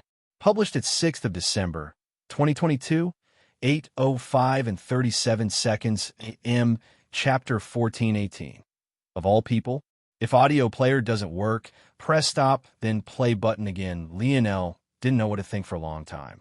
This force, this very same force that had been the bane of his existence ever since he had awakened it, was now sitting obediently in his palm. Lionel knew it was lacking in many ways. This force on his palm now, compared to the force he could emit from his innate node in the same way force crystals differed from pure force crystals. The gap was enormous. However, it was still with this very same force that Lionel had wiped out a troop of 3 Finger Cult members, and then proceeded to toy with a variant invalid as though each was no more than an ant. And now, he could suddenly use as much of this force as he wanted. To say that this change was huge was an understatement. Lionel quickly snuffed out the flame, realizing that Aina was beginning to sweat beneath the heat. If not for her, he might not have realized something was wrong until the walls began to melt. If this wasn't a 7th-dimensional world, the air would have already heated enough to combust everything around it into a hail of flames. The force on Lionel's palm shifted. He went through water force, spatial force, light force, star force. He even managed to gather enough earth force that he could influence the ground beneath him a bit. Though none of these were as exaggerated as the formation of a ball of scarlet star force, Lionel could still tell that the strength behind each force was far more than it had been in the past, and the only possible explanation was the runes that made up the leaves of his mage core. Lionel summarized the next few changes to his body quickly. His fourth-dimensional innate node, the very one he had taken back from Miguel, had found a home in his left kidney. An odd sort of dream force barrier wrapped tightly around it. Lionel hadn't noticed it at first due to its small size, but after a diligent scan, he couldn't possibly miss it. Lionel felt that he could puncture this dream force barrier whenever he wanted, as his dream force affinity seemed to have finally returned to him. But he didn't do it. This dream force barrier seemed to make the innate node ignorant to the fact it had returned to his body. This allowed him to benefit from having true Scarlet Star force circulate throughout his body without the drawbacks. When Lionel was ready for it to evolve, he felt that he could just remove a layer of the barrier, allowing it to grow in size. Like this, Lionel could get the benefit of the accelerated growth of one innate node and the steady growth of another. He had a feeling that this would greatly help his comprehension as he watched the destruction runes grow naturally. The next change he noticed was in the number of destruction runes he had comprehended. But, since these were fused with his mage core, he left alone. The final change, however, was one that left Lionel speechless once again, something that had happened far too often today. Lionel waved a hand. The world around him seemed to distort, delicate sparkling lines of blue coming together until they formed a perfect cube. Everything about the hologram was exact. There was a 0% margin of error, completely unrealistic even to the standards of the higher dimensions. Without fail, every side was exactly 4 inches long, not a measure more, not a measure less. However, the most shocking thing was that this image had been projected from Lionel's mind. The first thing Lionel did when he noticed this was panic again. Had he been flung back into a dream world without his knowledge? But after a moment, he calmed again. No, this wasn't a dream world. This was definitely the real world. There was no doubt about it. But he had gained the ability to project his dream force. No, it isn't like that. Within the confines of my starry spirit domain, I can project dream force. However, outside of it, I cannot. Even within the range of my internal sight is impossible. It only seems to be something I can accomplish within this domain. Without his tail active, Lionel's starry spirit domain was barely a foot out from his skin. With it active, it had a radius of about 5 meters. Whatever change this sensory domain had allowed, it became like an extension of Lionel's dream world. Lionel had known there would be a lot to explore when it came to this new domain of his, but he hadn't expected to stumble upon the first discovery like this. Lionel had dismissed this ability when he was stuck in his dream world, thinking that it would only make him a good teacher and communicator. But now feeling in the real world, he realized just how game-changing this ability would be. He almost wanted to stand up right this moment and begin crafting, but that was when it hit him like a ton of bricks. I lost little Tolly too. Lionel's fist clenched. He had to find a way to reverse this as soon as possible. He knew there had to be a way. Look, Lionel. Lionel was suddenly tackled down by a soft body. Before he could understand what was happening, 2 small palms clasped his cheeks, pressing them together as though to check he was truly alive. Lionel's lips pursed out of his control, his eyes blinking as he looked up toward Aina, who already sat over him. Seeing the worry in Aina's eyes, Lionel's heart softened a bit. But when she tried to kiss him, he dodged and hoisted her over his shoulder. No time for horniness today, ma'am. We have work to do. I have to find out how to save an adorable little mink and an equally as adorable silver blob. Aina was so stunned that she didn't even react to Lionel conveniently squeezing one of her large cheeks as she was halved over his shoulder. Did this man just accuse her of being horny? This man of all people.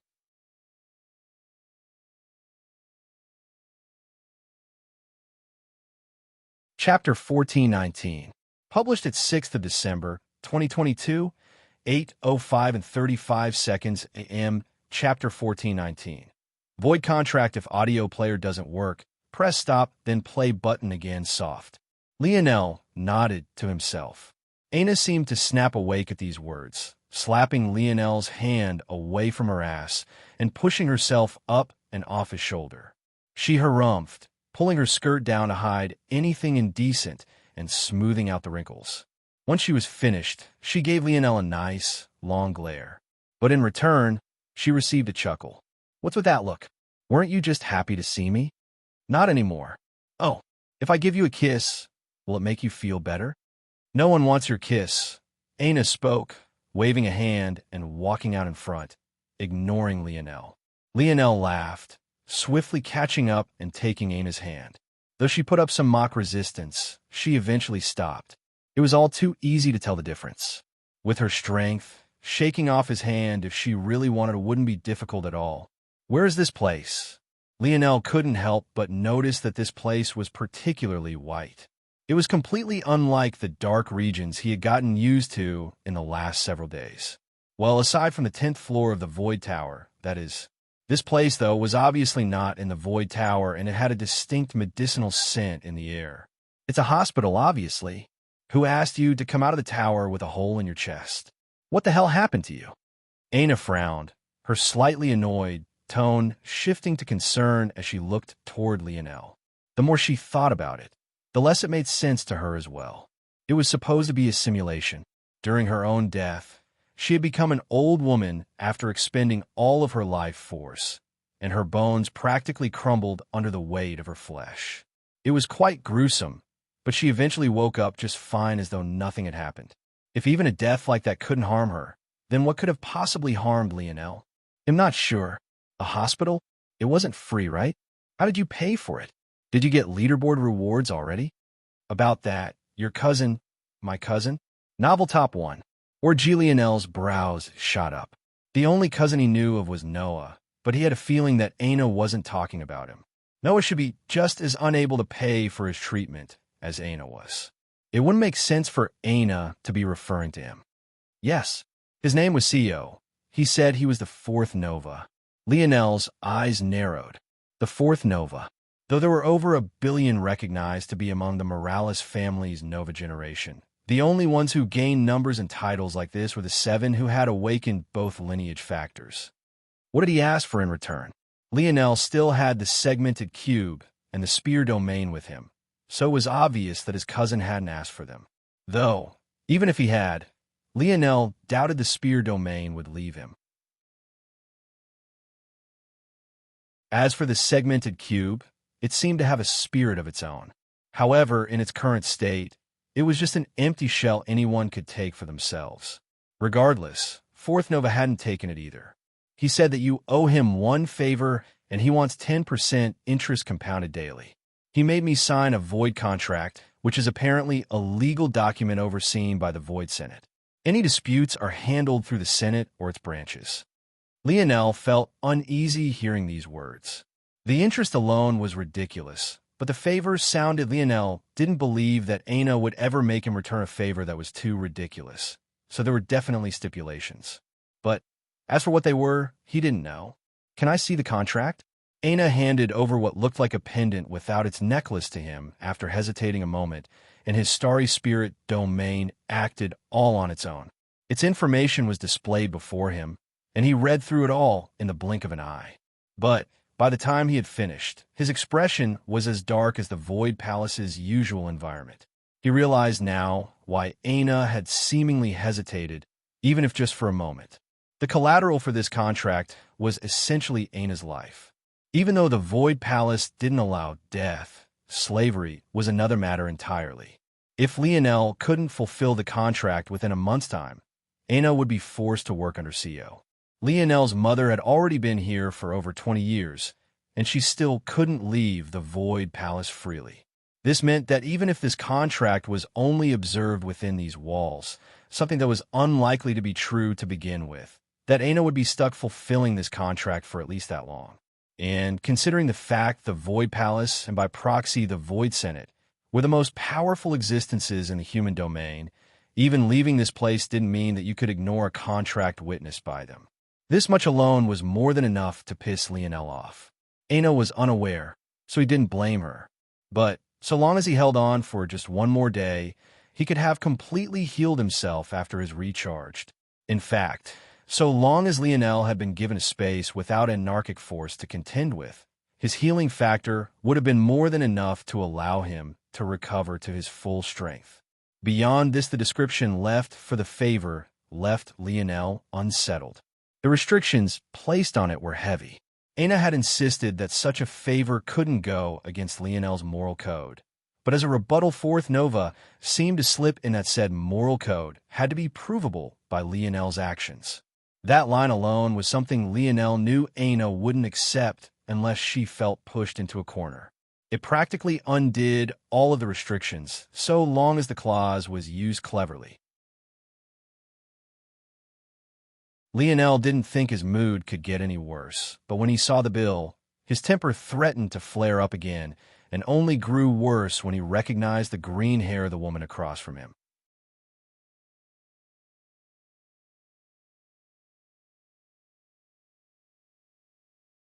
Chapter 1420, published at 6th of December, 2022, 8:05 and 33 seconds a.m., Chapter 1420. A month if audio player doesn't work. Press stop, then play button. Again, Aina's frown was even deeper than Lionel's. Her palm pressed down hard on the counter, applying enough pressure to make the marbling tremble. And yet, her voice was as calm and cold as ice. Golden glow root, white azalea oak, silkworm grass. These are all fifth-dimensional herbs priced at barely a few dozen kilograms of herb oregon, itchweed. Crimson hair, skunk root, queen spruce bushel, poison thistle plum. These aren't even medicines. They're quite literally poison. I wouldn't have allowed you within a mile of him if you had entered with these things. Do you take us for idiots? The green-haired woman continued to look toward them, not looking away in the slightest. There wasn't a hint of embarrassment on her face. The price is as stated. 1,029,293 void points and 2 void merits. Aina's irises flashed with a golden glow, the marbled counter cracking. The green-haired woman looked down at the result, her eyes narrowing. It took far more than just a bit of strength to cause such a thing to happen, especially when there was no wind-up. The price is now double. The green-haired woman reached forward with lightning speed to take back the invoice, catching Aina off guard. But before she could succeed, she found her wrist lightly gripped. The strength wasn't too strong, and it could even be said that the hold on her hand was more comfortable than not. And yet, she couldn't seem to budge even a single inch. Her name was Rosamond, I believe. Is that right? Lionel said lightly. This chapter upload first at NovelBin. Net, if you want to read more chapters, please visit Novel Next. Calm to experience faster update, speed his anger seemed to have vanished into the wind. Rosamond was the very same woman who had manned the medical center at Village 0012. Truthfully, Lionel hadn't done much of anything to her. In addition, after displaying the strength he had during the True Selection and subsequently within the Void Tower, even if what he did past Floor 9 was ignored, he had already proven himself to be more than worth of the Amethyst token. And 0VL next. Come in doing that, the reason Rosamond should have had for being disgusted with him should have likewise vanished. But it seems that Rosamond was the type of person who didn't like to take losses. Lionel had left her medicinal center alone because he didn't want to be the reason other people didn't get treatment, but she had taken his actions to be out of fear of her.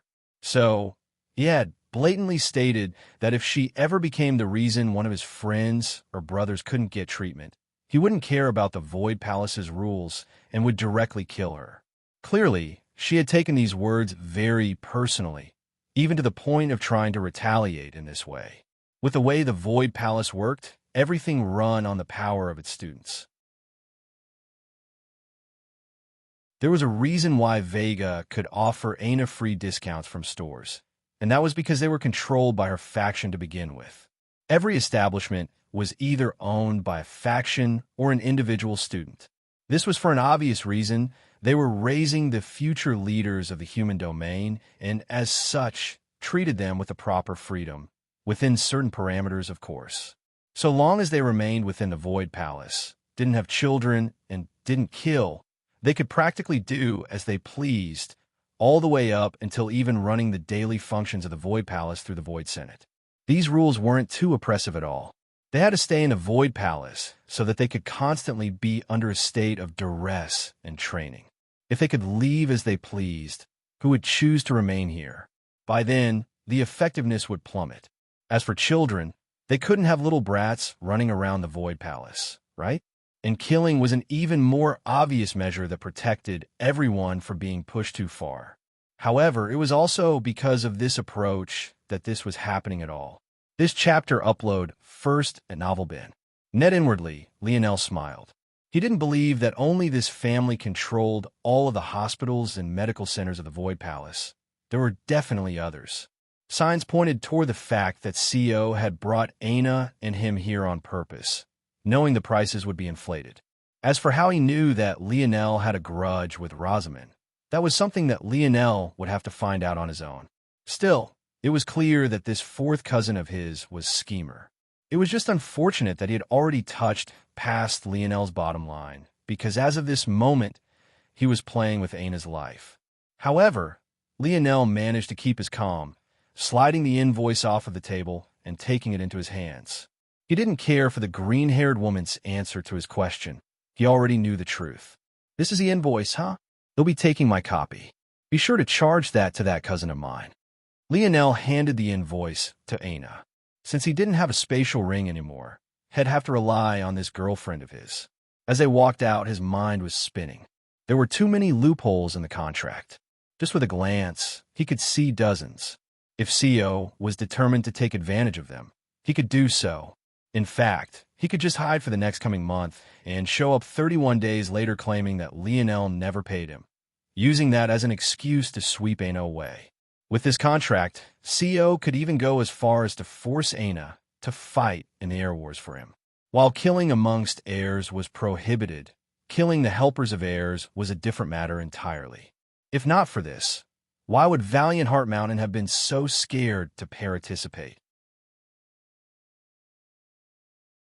Or there was the possibility that if his mind was more sinister, Lionel shut his mind down from continuing down that path as quickly as he thought it, but with his current thinking speed, he had already plunged down a seemingly endless rabbit hole. The more he considered it, the more enraged he would become. There was only one option. He had to find a way to void this contract, and for that, he needed to read the rules. To make matters more difficult, he needed a method that didn't rely on the Void Senate, and he only had a month to both find it and put it into action. The novel will be updated first on this website. Come back and continue reading tomorrow, everyone.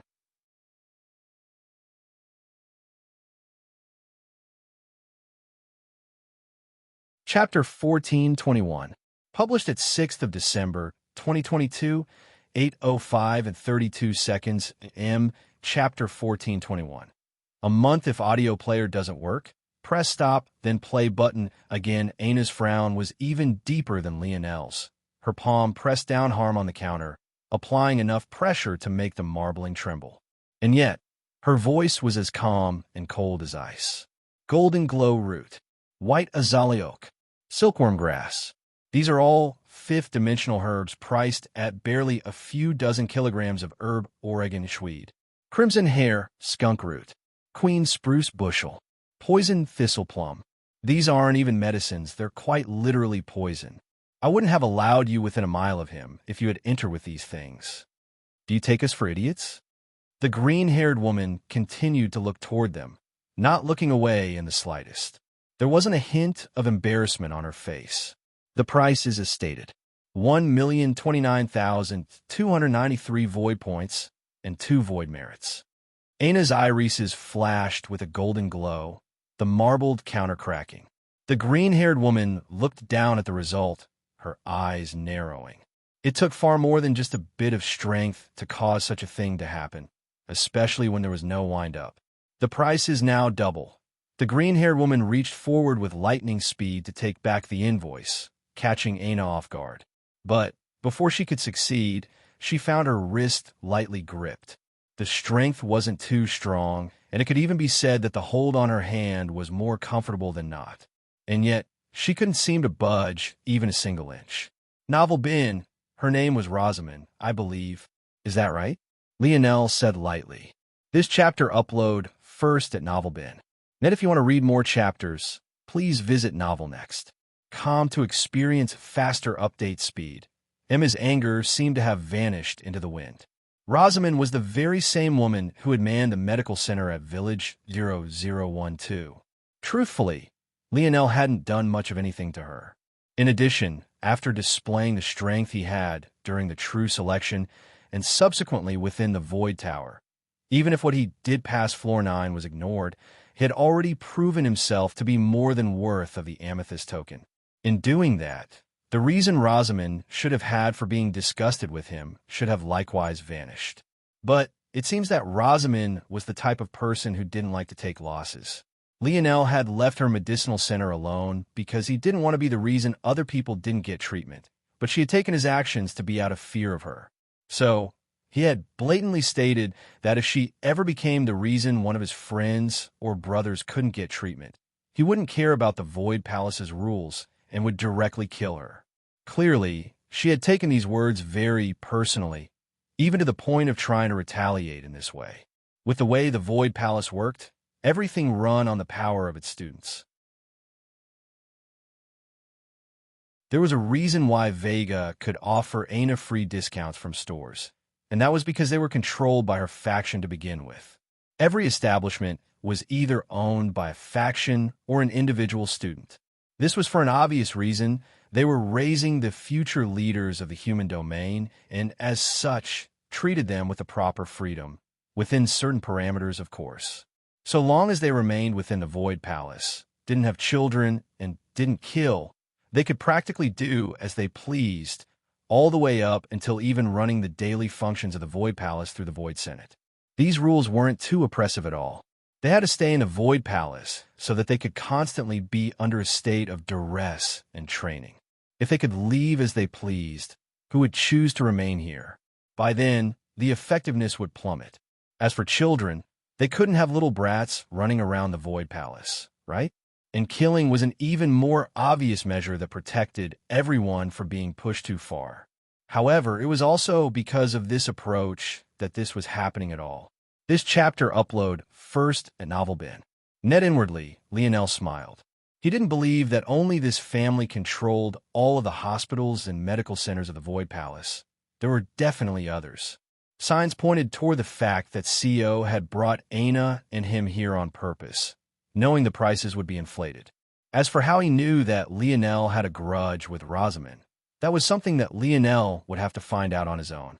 Still, it was clear that this fourth cousin of his was Schemer.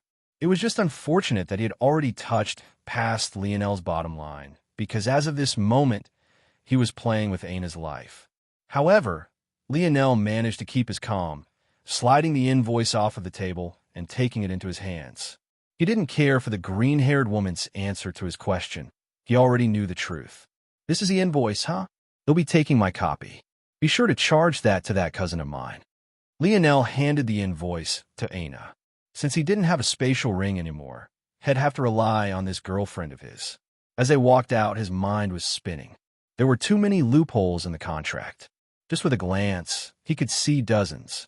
If CO was determined to take advantage of them, he could do so. In fact, he could just hide for the next coming month and show up 31 days later claiming that Lionel never paid him, using that as an excuse to sweep Aina away. With this contract, CO could even go as far as to force Aina to fight in the air wars for him. While killing amongst heirs was prohibited, killing the helpers of heirs was a different matter entirely. If not for this, why would Valiant Heart Mountain have been so scared to participate? Or there was the possibility that if his mind was more sinister, Lionel shut his mind down from continuing down that path as quickly as he thought it, but with his current thinking speed, he had already plunged down a seemingly endless rabbit hole. The more he considered it, the more enraged he would become. There was only one option. He had to find a way to void this contract. And for that, he needed to read the rules. To make matters more difficult, he needed a method that didn't rely on the void Senate, and he only had a month to both find it and put into action.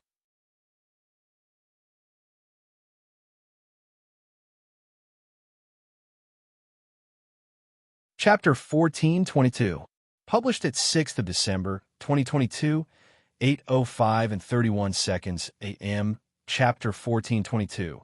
Wide grin if audio player doesn't work, press stop, then play button again originally. Lionel wanted to avoid the void Senate because he had a feeling that it was likely that CO would have someone to rely on that could make things difficult for him. However, when he caught up to speed with everything that had happened, he was even more assured in the fact he couldn't rely on them. The fall of the stalwart Polarm Party, the rise of the sword factions as a result, and his dad. Well, being his dad, Lionel rubbed his forehead. This old man is always giving me problems. Can't go one day without ruining things. If Velasco could hear Lionel now, maybe he would have to smack some sense into his son. It was clearly the other way around. Why did this brat suddenly sound so exasperated? Aina, who had been in a bad mood, couldn't help but giggle. Much of this information she had just filled Lionel in on were things she had fished out of Vega. The knowledge of a gold faction head was quite invaluable, so though Aina never had any intention of joining Vega's faction, she still gained herself a large well of information just by listening and asking questions.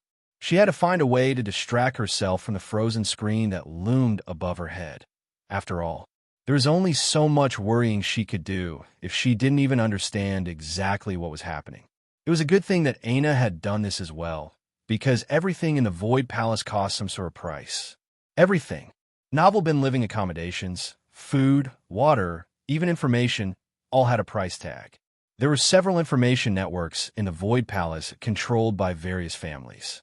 Just basic information would cost you hundreds of void points, let alone something as sensitive as the overturning of a shared majority in the Senate. This saved Lionel a lot of time, though, because now he didn't have to walk around aimlessly. The Void Palace, on a normal day, wasn't too much unlike a college campus, if you could get over the heavy perpetual fog and the lack of sun at all times. However, it also felt very unorganized. There were buildings of all sorts of shapes and sizes, serving all sorts of different functions strewn around without any sort of real city planning of any sort. This chapter upload first at NovelBin.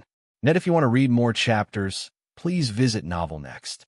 To experience faster update speed, restaurants were right by clothing shops, which were right by residences, which were also right by medicinal halls and libraries.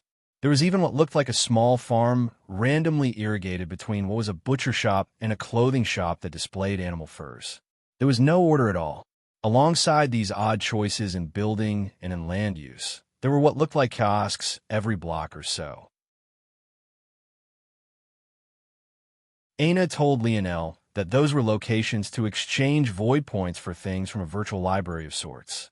But the situation was more complicated than that. Apparently, according to Aina, there were zones. The level of the void point kiosk would be decided by the level of the zone. This meant at lower level zones, you could only trade for things of a certain level, barred off from higher levels. These zones were mostly divided into the level of students that could enter them, and there were further special zones controlled by factions as well. Regardless, outside of the lower class zones, which could be entered for free, higher class zones with better accommodations, and assumingly better city planning than this, all cost void points to enter as well. This zone, what is it? Well, Aina bit her lip, looking away. It's the lowest class quadrant zone there is. Lionel raised an eyebrow. Quadrant? Oh, did I not climb high enough to make it to Galaxy? That's unfortunate. Lionel didn't really know what happened after he got trapped, so he just assumed what must have happened. He thought that Aina's reaction was to spare him from the embarrassment. In truth, he didn't like the fact he had failed, but the experience with Amory had already forced him to humble himself a bit. He still didn't like the fact he had to use his bow that day. No, well, Aina took a breath and just explained what happened. Lionel's brows jumped when he heard he had climbed to the 74th floor. How is such a thing even possible? There should be something wrong with the tower, right? Maybe his dream force had affected its output. This chapter upload first at Novelbin. Net this was the best explanation Lionel could think of. There was no way he could output 7th dimensional power. If he could, he might as well forget all of this and start conquering the human domain right away. So it's like that, Lionel sighed. Someone had come to bring Aina her verification as a galaxy-ranked disciple while he was in a coma. But when Aina asked about Lionel, the person only shook their head, not having an answer. It was likely that the higher-ups were still deliberating on what exactly had happened. So, as of now, let alone a galaxy rank, Lionel didn't technically have any rank right now. Lionel couldn't blame them. Even he didn't believe he had climbed to the 74th floor. So why would others? Lionel suddenly came to a grinding halt, his eyes flashing. And then he grinned like a madman. Aina, who had continued to walk ahead, paused when she realized Lionel's arm was tugging at her hand. Lionel, are you all right? Seeing Lionel grin when she knew that he would usually be sad in this sort of situation made Aina a bit worried. Was his head all right? If I'm right, I just found our loophole. Lionel's grin widened. Even if this didn't get Lionel out of the void contract, he was certain that there was some rule or loophole he could take advantage of in his current rankless state. He just had to find what that rule was. And, if he was even luckier, this much would be enough to void 4th Nova's void contract with Aina. Aina, bring me somewhere where we can read all of the Void Palace's rules in excruciating detail. I'm sure there has to be a place like that. Aina blinked and then nodded slowly, thinking of a place.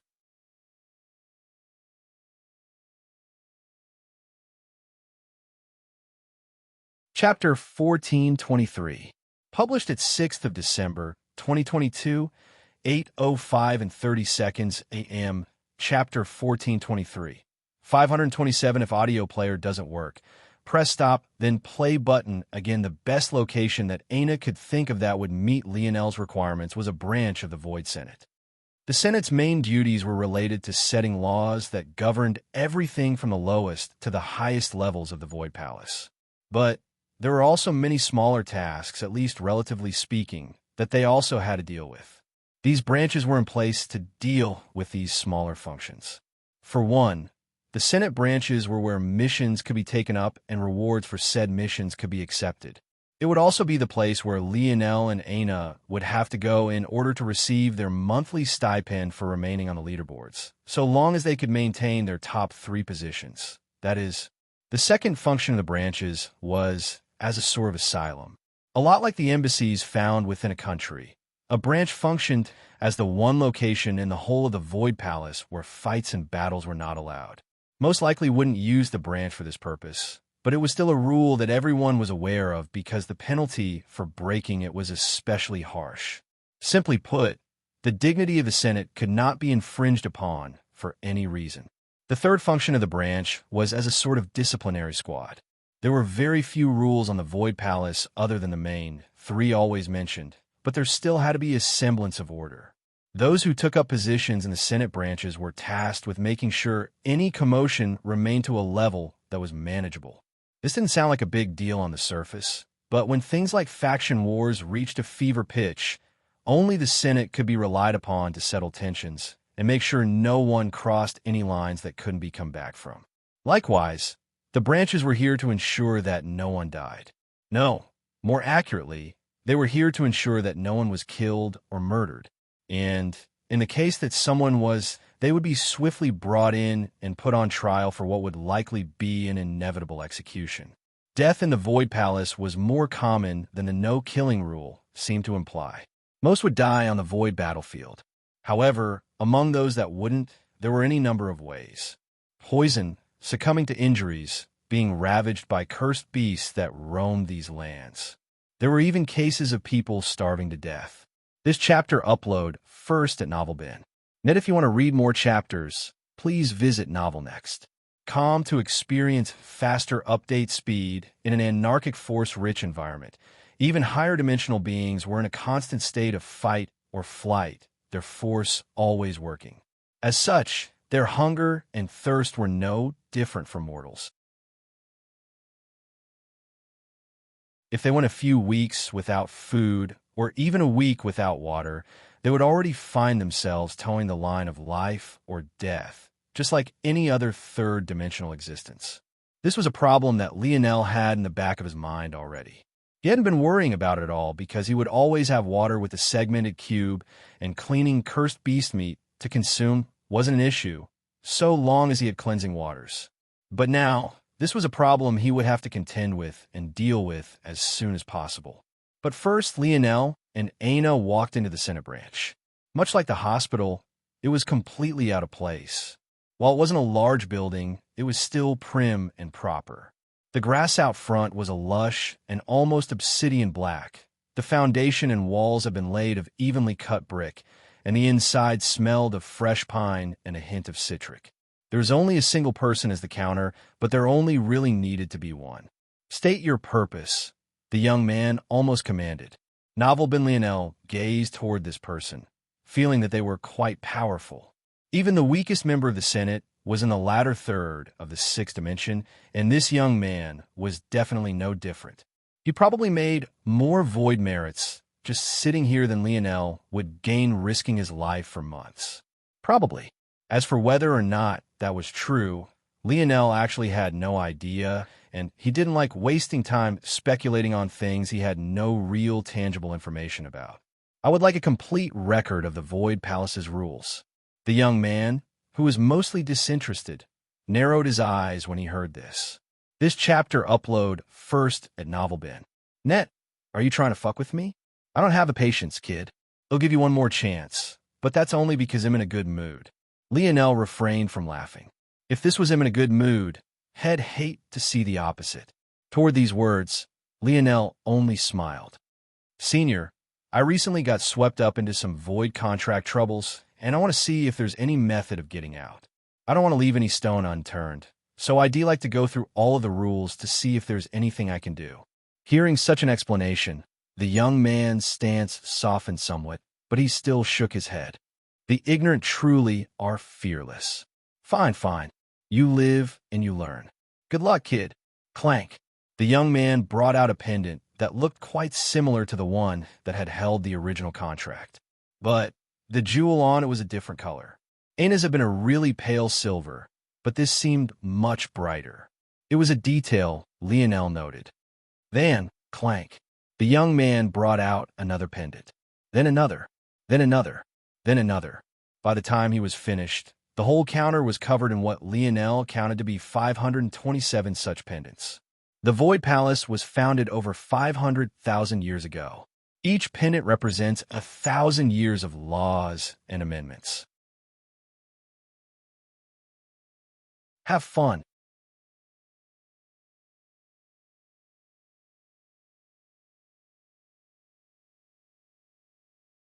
Chapter 1424, published at 6th of December, 2022, 8:05 and 28 seconds a.m. Chapter 1424. Maybe? If audio player doesn't work, press stop, then play button again. Lionel's lip twitched. Even for him, this was a lot. He could tell with a glance that the brightness of the gem on the pendant was likely a function of how much information was within. The contract between Aina and Sio had been about 1,000 words. If it was multiplied by the difference in brightness, then that would mean that there would be about 100 billion words since it functions on a logarithmic scale. If it was multiplied by a further 500, it wouldn't take me that long at all. In fact, I would probably finish each one in a few minutes, especially since I don't have to read with my eyes. But that wouldn't be too hard for any fifth-dimensional existence to do. 100 billion words is only a petabyte of information. I highly doubt what looks to be a sixth-dimension device would max out at that quantity.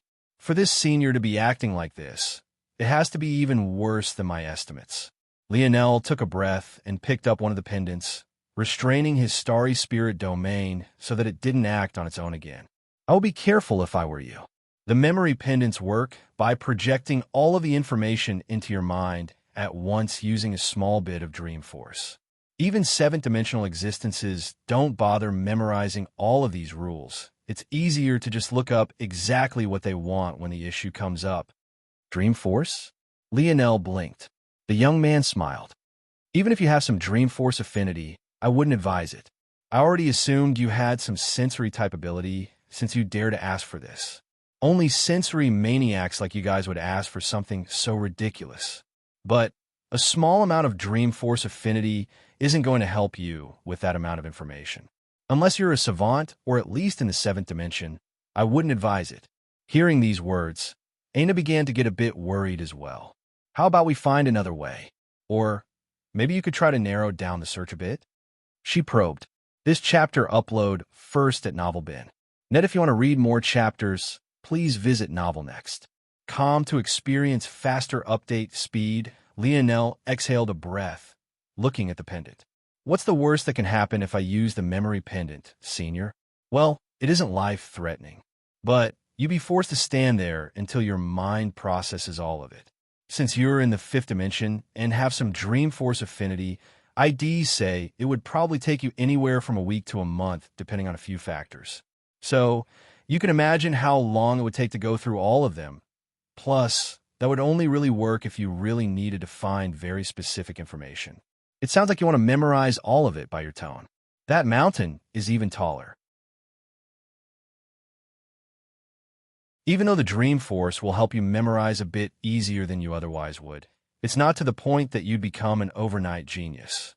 You'll easily become overwhelmed, and by the 3rd pendant, you'll already start forgetting things.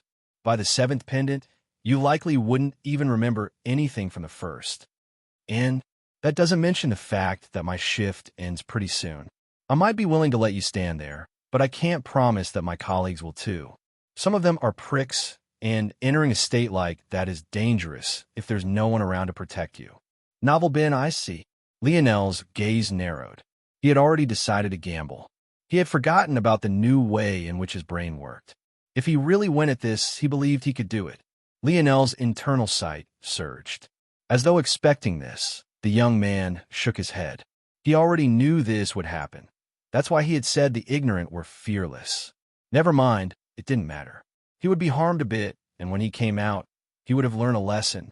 The young man moved to put the other pendants away. He had only brought them all out for dramatic effect to begin with, but it had fallen on blind eyes since neither Lionel nor Aina seemed to understand what kind of heft these pendants had behind them. But before the young man could finish packing away even a single pendant, a sharp intake of breath caught his attention. This chapter upload first at Novel Bin. Net, he looked up curiously, but his expression changed when he saw that Lionel's gaze had regained its clarity. How long has it been? Lionel asked Aina. Lionel had already expected that he would find a different person at the counter, so he didn't even look in that direction. The largest reason he had dared to do this was because he trusted that if he was wrong in his evaluation, Aina would protect him. But instead of getting an answer, all he got was a beauty looking back at him with a blank expression. The young man abruptly rose from his seat, not understanding what he was seeing. If he could wave a hand and say Lionel just faked it, everything would be fine. But the problem was that he most definitely couldn't do that. His own senses were too sharp. He had felt Lionel's internal sight sink into that pendant. There was no way to fake that. The moment internal sight touched that pendant, the process would start. There was no easy way to extricate yourself without completely reading through its contents. There was simply no way to fake this. Aina, it's been a few seconds, maybe? Aina's voice tinged with uncertainty. Lionel blinked for a moment before he grinned ear to ear. This was excellent. Without hesitation, he took up a second pendant, then a third, then a fourth. He blazed through them one after another, not stopping for a single moment. Then, just 10 or so minutes later, he had gone through them all, each word, letter, and punctuation mark perfectly memorized.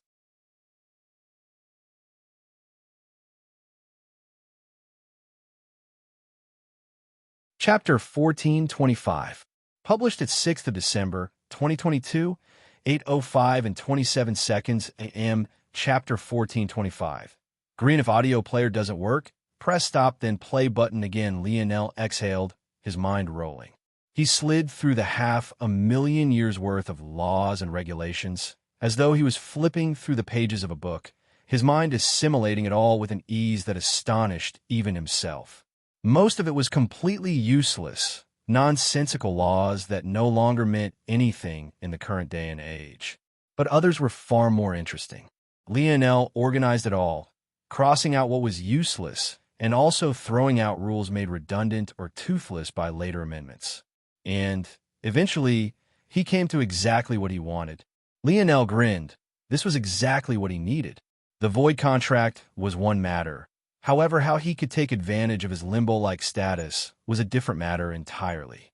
Since the Void Senate would likely try to play games with him, let them. He would enjoy his short period of free reign while they twiddled their thumbs. As for the matter of the void contract, it was surprisingly easy. The rule was under a set of amendments put into place about 400,000 years ago when the Void Palace's anarchic force concentration had weakened enough to allow lower-level dimensional beings in. The free-for-all rules began to weigh too heavily. As of right now, the only rule seemed to be no killing. But what would one do if a higher dimensional being insisted on crippling you? There was really nothing much you could do at all.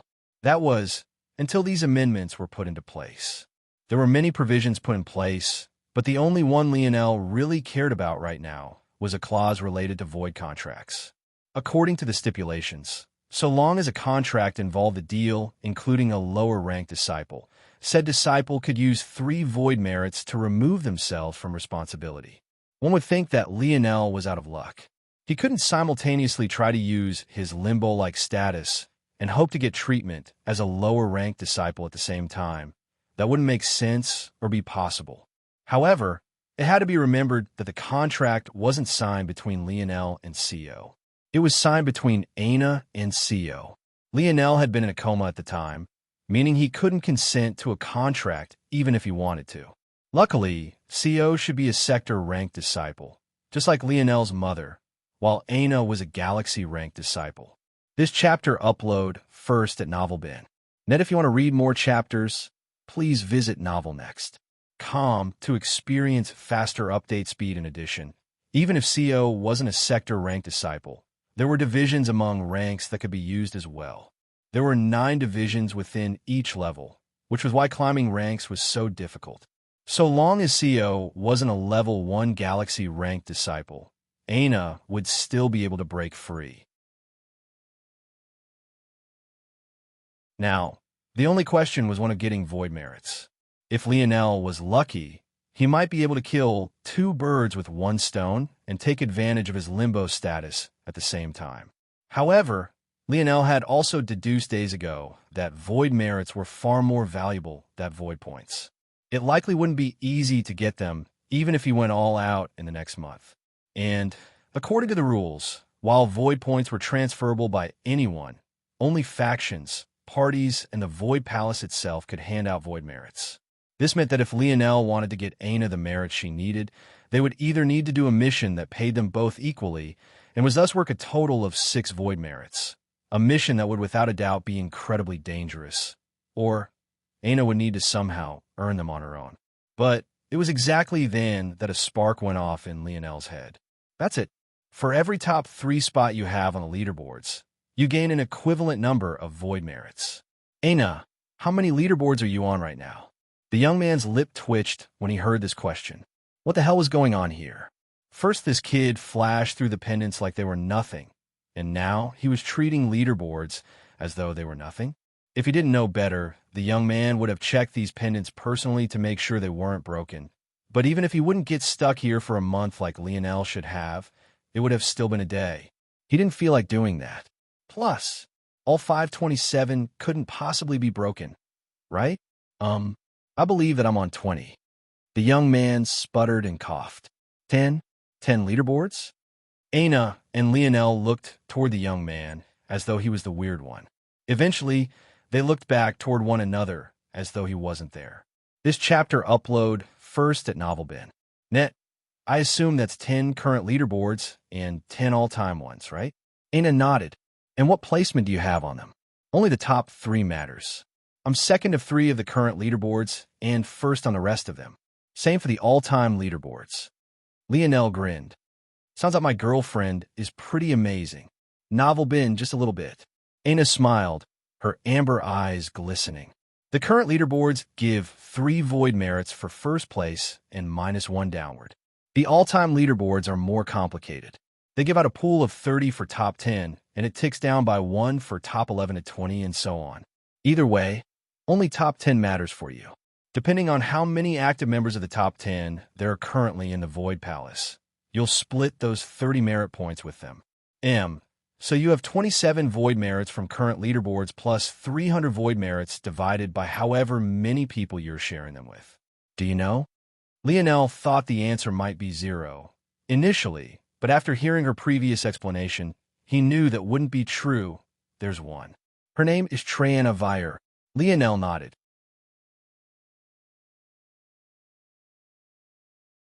In that case, you get 66% of the amount you're in first place for and 33% of the ones you're not. So 27 plus 150, so 177 void merits in the end. It looks like you'll have more than enough. While Lionel and Ana were happy about this change, there was a young woman whose monthly void merit quota had taken an enormous plummet thanks to this change, and her hair also happened to be green. You're tuning into the Romance Rendezvous YouTube channel. We're so grateful for your support, and don't forget to subscribe to join us on this incredible journey through captivating stories. Your generosity through donations truly makes a world of difference, as it's the primary source of revenue that allows me to expand and enhance this channel for you. Thank you from the bottom of my heart for being a part of this adventure.